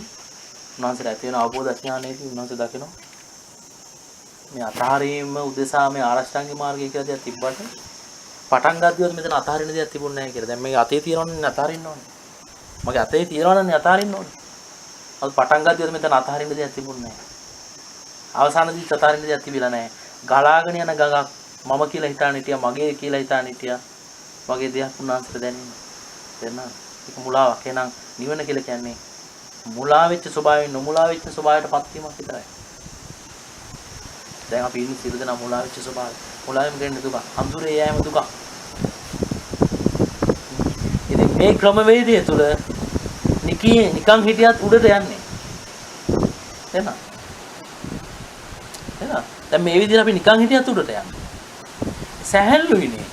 නමුත් අපිත් කොට කලසමක් ගාන ටී-ෂර්ට් එකක් ගාන සන්ග්ලාස් එකක් ඔළුවේ දාගෙන පොරක් වගේ හිටියා. ඉඳලා වෙලා මේ රස්සාවල් කරගෙන ලක්ෂ ගාණක් දමාසෙට හම්බ කරගෙන හිටියට එතන අපිට සකස් වෙන අපි දන්නවනේ පුතේ රස්සාව කරලානේ ආවේ. එහෙනම් මොන ටෙන්ෂන් එකක් ඒ රස්සාව තුළ තියෙනවද? ඒ විතරද? මොන තරම් ජීවත් වීමේ අරගලයක් ඔය හැමෝටම තියෙනවා. සමාජයේ ස්ටේටස් පවත්වා ගැනීමේ උදෙසා අපි කොච්චර වියදම් කරන්න ඕනද? තමන්ගේ තත්ත්වය රැක ගන්න. ඒක කවුද හදලා දෙන්නේ? ලෝකෙ මිනිස්සු අපිව නිකන් අන්දලා උඩට දානවා. ඒ මොකක්වත් නැතුව සරලවම තුල අපිට සමාජයේ කවුරුවක්වත් අපෙන් බලාපොරොත්තු වෙන්නේ නැහැ දෙයක්. අපි අතහරින්න සමාජයේ කැමති වෙනවා. ඒකට ලේසි. නේද? අපිට සැනසීමකුත් තියනවා. ඒ වගේම අපිට දෙයක් පූජා කරගත්තොත් ඒගොල්ලන්ට පිරකුත් තියෙනවා. ඉතින් අනිත් එක නිකන් හිතන්නකෝ දැන් අම්මලා තාත්තලා. අපි ගෙවල් වල ඉඳලා අපි අම්මලා තාත්තලාට ඉන්නවා කියලා හිතාන ඉන්නවා අම්මලා තාත්තලා අපිට ඉන්නවා කියලා හිතනවා. ඒගොල්ලෝ මැරෙන වෙලාවේ අපි ගැන හිතුවා නම් ඒගොල්ලෝ പ്രേත ලෝකෙට යනවා. නමුත් දැන් අපි අම්මලා තාත්තලා ගාව නැහැ. නමුත් මගේ අම්මයි තාත්තයි මැරෙද්දි මාව සිහිපත් වුණොත් කොහෙද යන්නේ? කොහේ ආවිද? එකයි ගන්න කොහෙද යන්නේ? සුගතිය යනවාමයි. සැකයිද? සුගතිය යනවාමයි. එහෙනම් කොයි පුතාද ලොකුම උපකාරය කළේ? ගෙදර ඉන්න පුතාද නැත්නම් අතහැරලා ආපු පුතාද? නිකන් කියන්න. දෙන්න මං කියන්නේ. අතහැරීම හැම පැත්තෙම ශ්‍රේෂ්ඨයි පුතේ. දුරණන්සේ හැබැයි දෙයක් කියනවනවා. තංකුතෙත් අග්ගිවෙස්සන ලබ්භායන් කන්න එක්කම් මේන දාට පත්තබ්බන් ඥානබ්බන් සච්චිකාතබ්බන් දුරණන්සේ කියන පිංගල් අග්ගිවෙස්සන කාම මජ්ජේ වසන්තෝ මේ කාමයන් මැදම වෙසෙන කාමයේ පරිබුද්ධන්තෝ කාමයන් අනුභව කරන කාම පරිලාහේන පරිඩයමානෝ කාමයන් නිසාම දෙවි දෙවි පිච්චි පිච්චි ඒත් කාම පරිවේෂණ අවශ්‍යකෝ ඒත් මේ කාමයන්ම හොයන්න උත්සාහවත් වෙන කෙනෙක් කවදානම් කාමයන්ගෙන් නිදහස් වීමක් ගැන දැනගනින්න කවදානම් නිදහස් වීමක් ගැන තේරුම් ගනින්න කවදානම් නිදහස් වීමකටපත් වේද කියලා කියනවා ඒක නිසා පුතේ ගහගෙන යන කෙනාට එහෙම නැත්නම් ගොම්බෙට්ටක් තියෙනවා ගොම්බෙට්ට තුල උපදිනවා පණුවේ නෝ ඔය බුදුරජාණන්සේගේ උපමාවක් ඈ ඔය ගොම්බෙට්ට තුල උපදින පණුවා උපදින්නේ ගොම්බෙට්ට ඇසුරු කරගෙනමයි. එයා ජීවත් වෙන්නේ ගොම්බෙට්ට තුලමයි. එයාට කණ්ඩ තියෙන්නේ යමක් එයාට සැපයි කියලා කියනවා නම් කියන්න තියෙන්නේ ගොම්බෙට්ට තුලම සකස් වෙන දෙයක්මයි. එයාගේ මුළු ජීවිතේම ගොම්බෙට්ට. එයා මැරලා යන්නේ ගොම්බෙට්ටමයි. ගොම්බෙට්ට තුල ඉන්න පණුවට ගොම්බෙට්ට ඉක්මවා වගේ දෙයක් ගැන හිතා ගන්නවත් බෑ. එපා.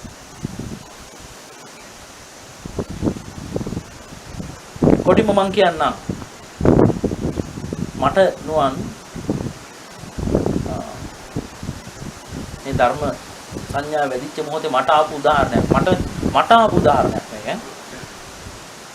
මම මෙච්චර කාල මේ මුළු ලෝකෙම අසුචි ගොඩක් තේරෙනවද මම මෙච්චර කාල කරේ අසුචි ගොඩ තුල හොඳ අසුචි ගොඩ තෝරන්න උත්සාහවත් වෙච්ච එක මානසික වෙච්ච එතන මට choice එකක් නැහැ මට කොහොමත් අසුචි ගොඩ අතරින් හොඳ එක තෝරන්න උනා මම තෝරගත්ත එකක් මොකද්ද ගඳ අඩුවේ හැබැයි ගඳ අඩුනත් ඒක අසුචිම එනවා. ඔබ කරමින් ඉන්නේ ඒකයි. හැබැයි මන්න නම් ඒකෙන් නිදහස්.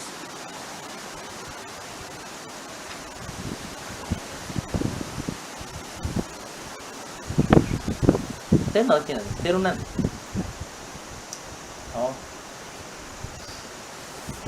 ඒතර අපේ හැමෝම දැන් සිත නිදහස් කරගන්න කියලා කියනවා. ඒතර පායවිල අපි කරනවා නම් ඒ කියන්නේ අපිට සිත දෙන සිතුවිල්ලක් අපි ඒ වෙලාවෙම ඒක නැති කරලා දාන්න. නෑ. අඳුන ගන්න. හිත ඇලීමකට ගියොත් හොඳද? හිත ඇලීමකට ගියොත් අහන්න ඇයි මං ඇලුනේ කියලා. හොඳද? ඇයි මං ඇලුනේ? ලෝකේ සැපයි කියලා හිතපු නිසා මං ඇලුනේ. නමුත් බුදුරජාණන් වහන්සේ කියන දුක්ඛ ලෝකෝ පතිට්ඨිතා ලෝකේ දුකයි. ලෝකේ දුක මත පිහිටලා තියෙන්නේ. එහෙමනම් ලෝකේ දුකයි කියලා දන්නේ නැති නිසා මං ඇලුනේ කියලා ඔබ මොකද හිතන්නේ? ඇලුනා කියලා දඟලන්නේ නැහැ. තේරෙනවද? ඇයි මං ඇලුනේ? දුකයි කියලා දන්නේ නැති නිසා කියලා බුදුරජාණන් වහන්සේගේ අවබෝධය එතන ගලපගත්තා. එතකොට ඒක නිසා ඇලීම නිසා ඔබට අනාගතයේ සකස් වෙන්න තියෙන සංස්කාර එතනම නැති කළා ඔබ. අවිද්‍යාසගත සංස්කාර නැවත නැවතත් අபிසංස්කරණය වෙන එක නැවැත්තුවා. හරිද? නවත්තලා බුදුරජාණන් වහන්සේගේ අවබෝධය එතන දාගත්තා. සම්මාදිට්ඨිය එතන දැම්මා. තේරුණාද? මාර්ථනක් මේක. සතර සතිපට්ඨානෙ මම කියන්නේ. ඒ වචන කිව්වේ නැතුණා. ඊට පස්සේ ගැටීමක් ඇති වෙනවා. ඒ ගැටීමක් ඇති වෙද්දී හිතන්න ඕනේ ඇයි මං ගැටුනේ? ඇයි මං ගැටෙන්නේ? යම් දෙයක් හෝ යම් පුජ්‍යලයක් ඔබට ඕන විදිහට නැති නිසාමයි තිලින අපි අතීතයේ ගැටුණා නම් ගැටුනේ අනාගතයේ ගැටෙනවා නම් ගැටෙන්නේ. හොඳට හිතලා බලන්න. යම් පුජ්‍යලයක් හෝ යම් දෙයක් ඔබට ඕන විදිහට නැති නිසා. නමුත් මේ ලෝකේ කිසිම දෙයක් අපිට ඕන විදිහට නැහැ. ඔබේ හැමත් ඔබට ඕන විදිහට නැහැ. ඒකට කියනවා අනාත්ම ස්වභාවය කියලා. බුදුරණන්සේ දේශනා කරනවා. දැන් ඔබේනේ ඔය ඇහැ නේද? මේ හාමුදුරු විතරක් දකින්න කියලා කියන්නේ ඔය ඇහැට. මේ වටේ කිසිම දෙයක් පේන්නේ නැතු. මේ හාමුදුරු විතර. පේන්නේ නැහැ. එහෙම වටේම පේනවනේ නේ. එහෙමනම් ඔබට ඕන විදිහට ඇහැවත් නැහැ නේ පුතේ.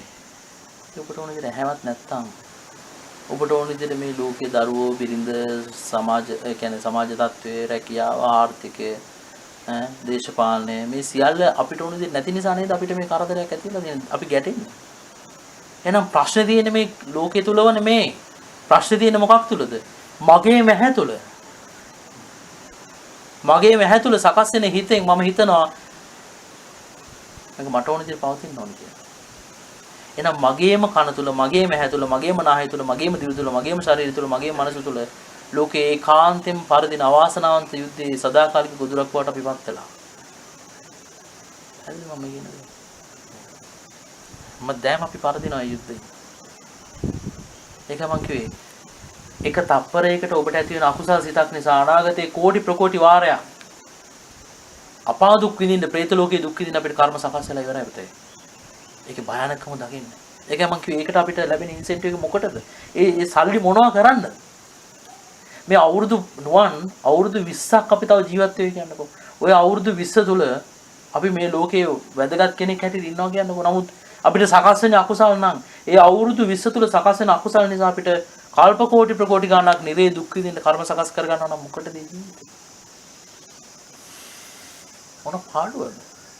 මේ opportunity cost එක ගැන මම මේ කතා කරන්නේ. නිකන් හිතලා බලන්න. ඒක වැදගත්. ඒ ආයෝජනය හොඳයිද? ඒ ආයෝජනය සාර්ථකයිද? ඒක අපරාධයක්.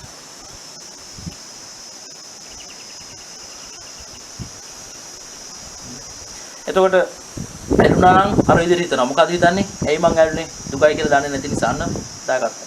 ගැටුණා නම් ඇයි මං ගැටුනේ? මට ඕන විදිහට මේ ලෝකේ පවත්තන්න බැරි නිසා. නමුත් ඒකට කියනවා අනාත්මයි කියලා. අනාත්ම නිසා.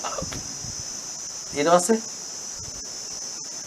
ඔය ඇලීම ගැටීම කියන අවස්ථා දෙකෙම හිත නිදහස් වෙන අවස්ථාවක් තියෙනවා. මධ්‍යස්ථ අවස්ථාව. ඔය නිකන් තියෙන අවස්ථාව. ඇලීමකුත් නැහැ ගැටීමකුත් නැහැ. ඔය තියෙන හිත උපේක්ෂා අවස්ථාව. ඒක ගැන සතුට වෙන්න එපා. ඒක දකින්න අනිත්‍ය හැටියට. මොකද නැවතත් මගේ හිත ඇලෙන ස්වභාවයටපත් වෙන්න පුළුවන්, ගැටෙන ස්වභාවයටපත් වෙන්න පුළුවන්. ඇලෙන ගැටෙන ස්වභාවය ඉක්මවා ගිය ස්වභාවයක් තාම මගේ හිත තුළ සකස් වෙන්නේ නැහැ නම් මේකත් අනිත්‍යයි කියලා ඔබ දකින්න. අන්නේ විදිහට දකිද්දිමයි පුතේ මේ ලෝකයේ හිතට කළ යුතු දේ ඔබ කළා. එනවාද?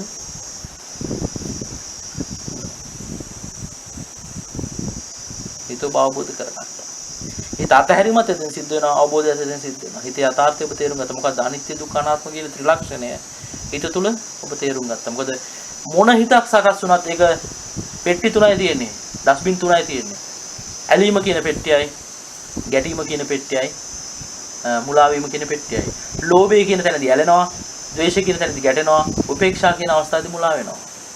ඉතින් ලෝභ, ද්වේෂ, මෝහ කියන ওই අවස්ථා තුන විතරයි මොන හිතක් වුණත් අයිති වෙන්නේ ওই හිතටමයි. ওই අවස්ථා තුනටමයි.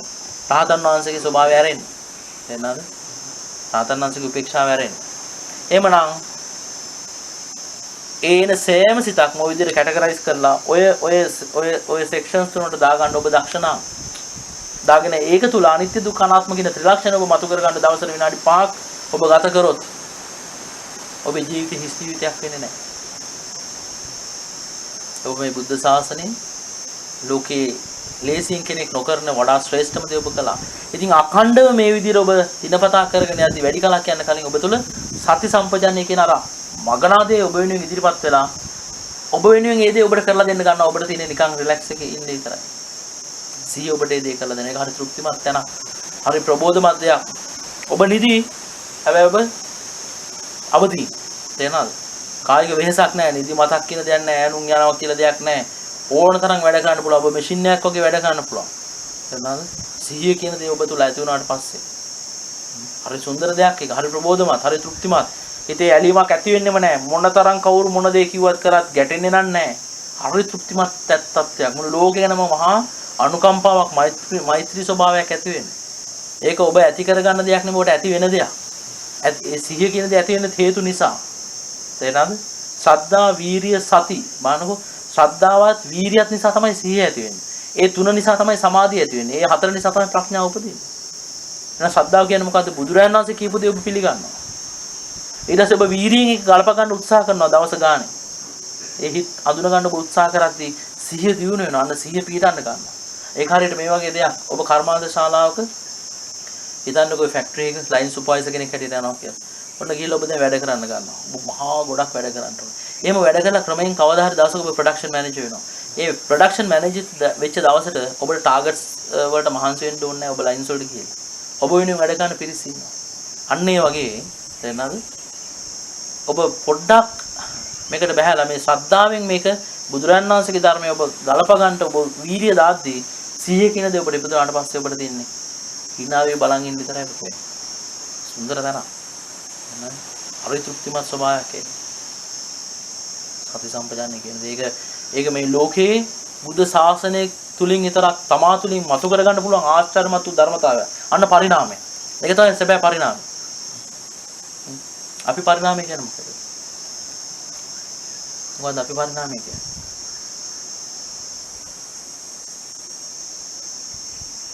මොකද අපි පරිණාමය කියන්නේ?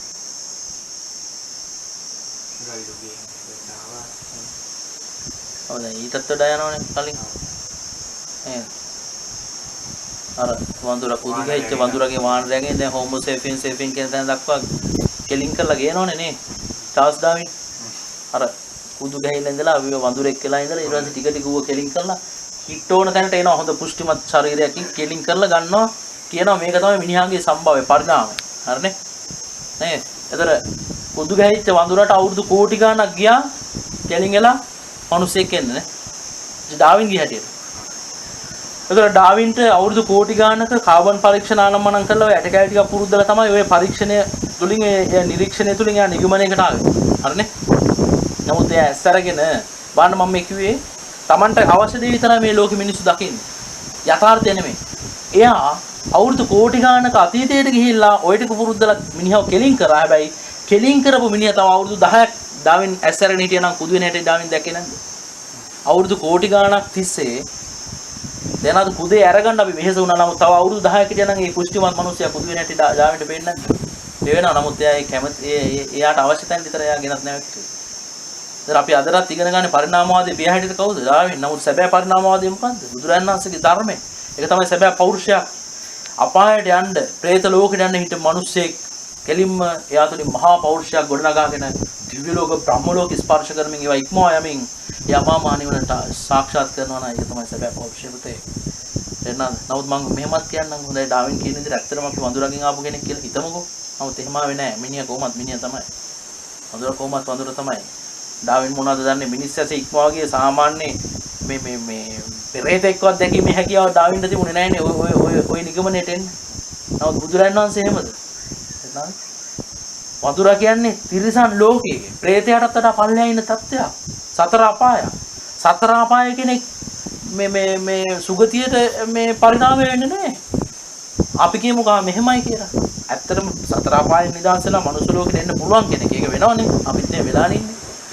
නමුත් ඇත්තටම අපි වඳුරෙක් කියලා ඉඳලා මිනිස්සෙක් වුණා කියමුකෝ. එහෙම අමාරුවෙන් මිනිස්සෙක් වෙච්ච අපි අවුරුදු කෝටි ගාණක් තිස්සේ කොහොම හරි කෙලින් වෙලා මිනිස්සෙක් වෙච්ච අපි මැරිලා ගිහලා වඳුරෙක් කියලා උපදිනවා නම් ඒක පරිණාමයක් වෙන්න පුළුවන්ද කියලා. මැරිලා ගිහලා පෙරේතෙක් වෙනවා නම් බිත්තරයක් ඇතුළේ උපදිනවා නයි පැටියෙක් කියලා ඒක පරිණාමයක්ද? නමුත් එහෙම අපි තේරෙනවද?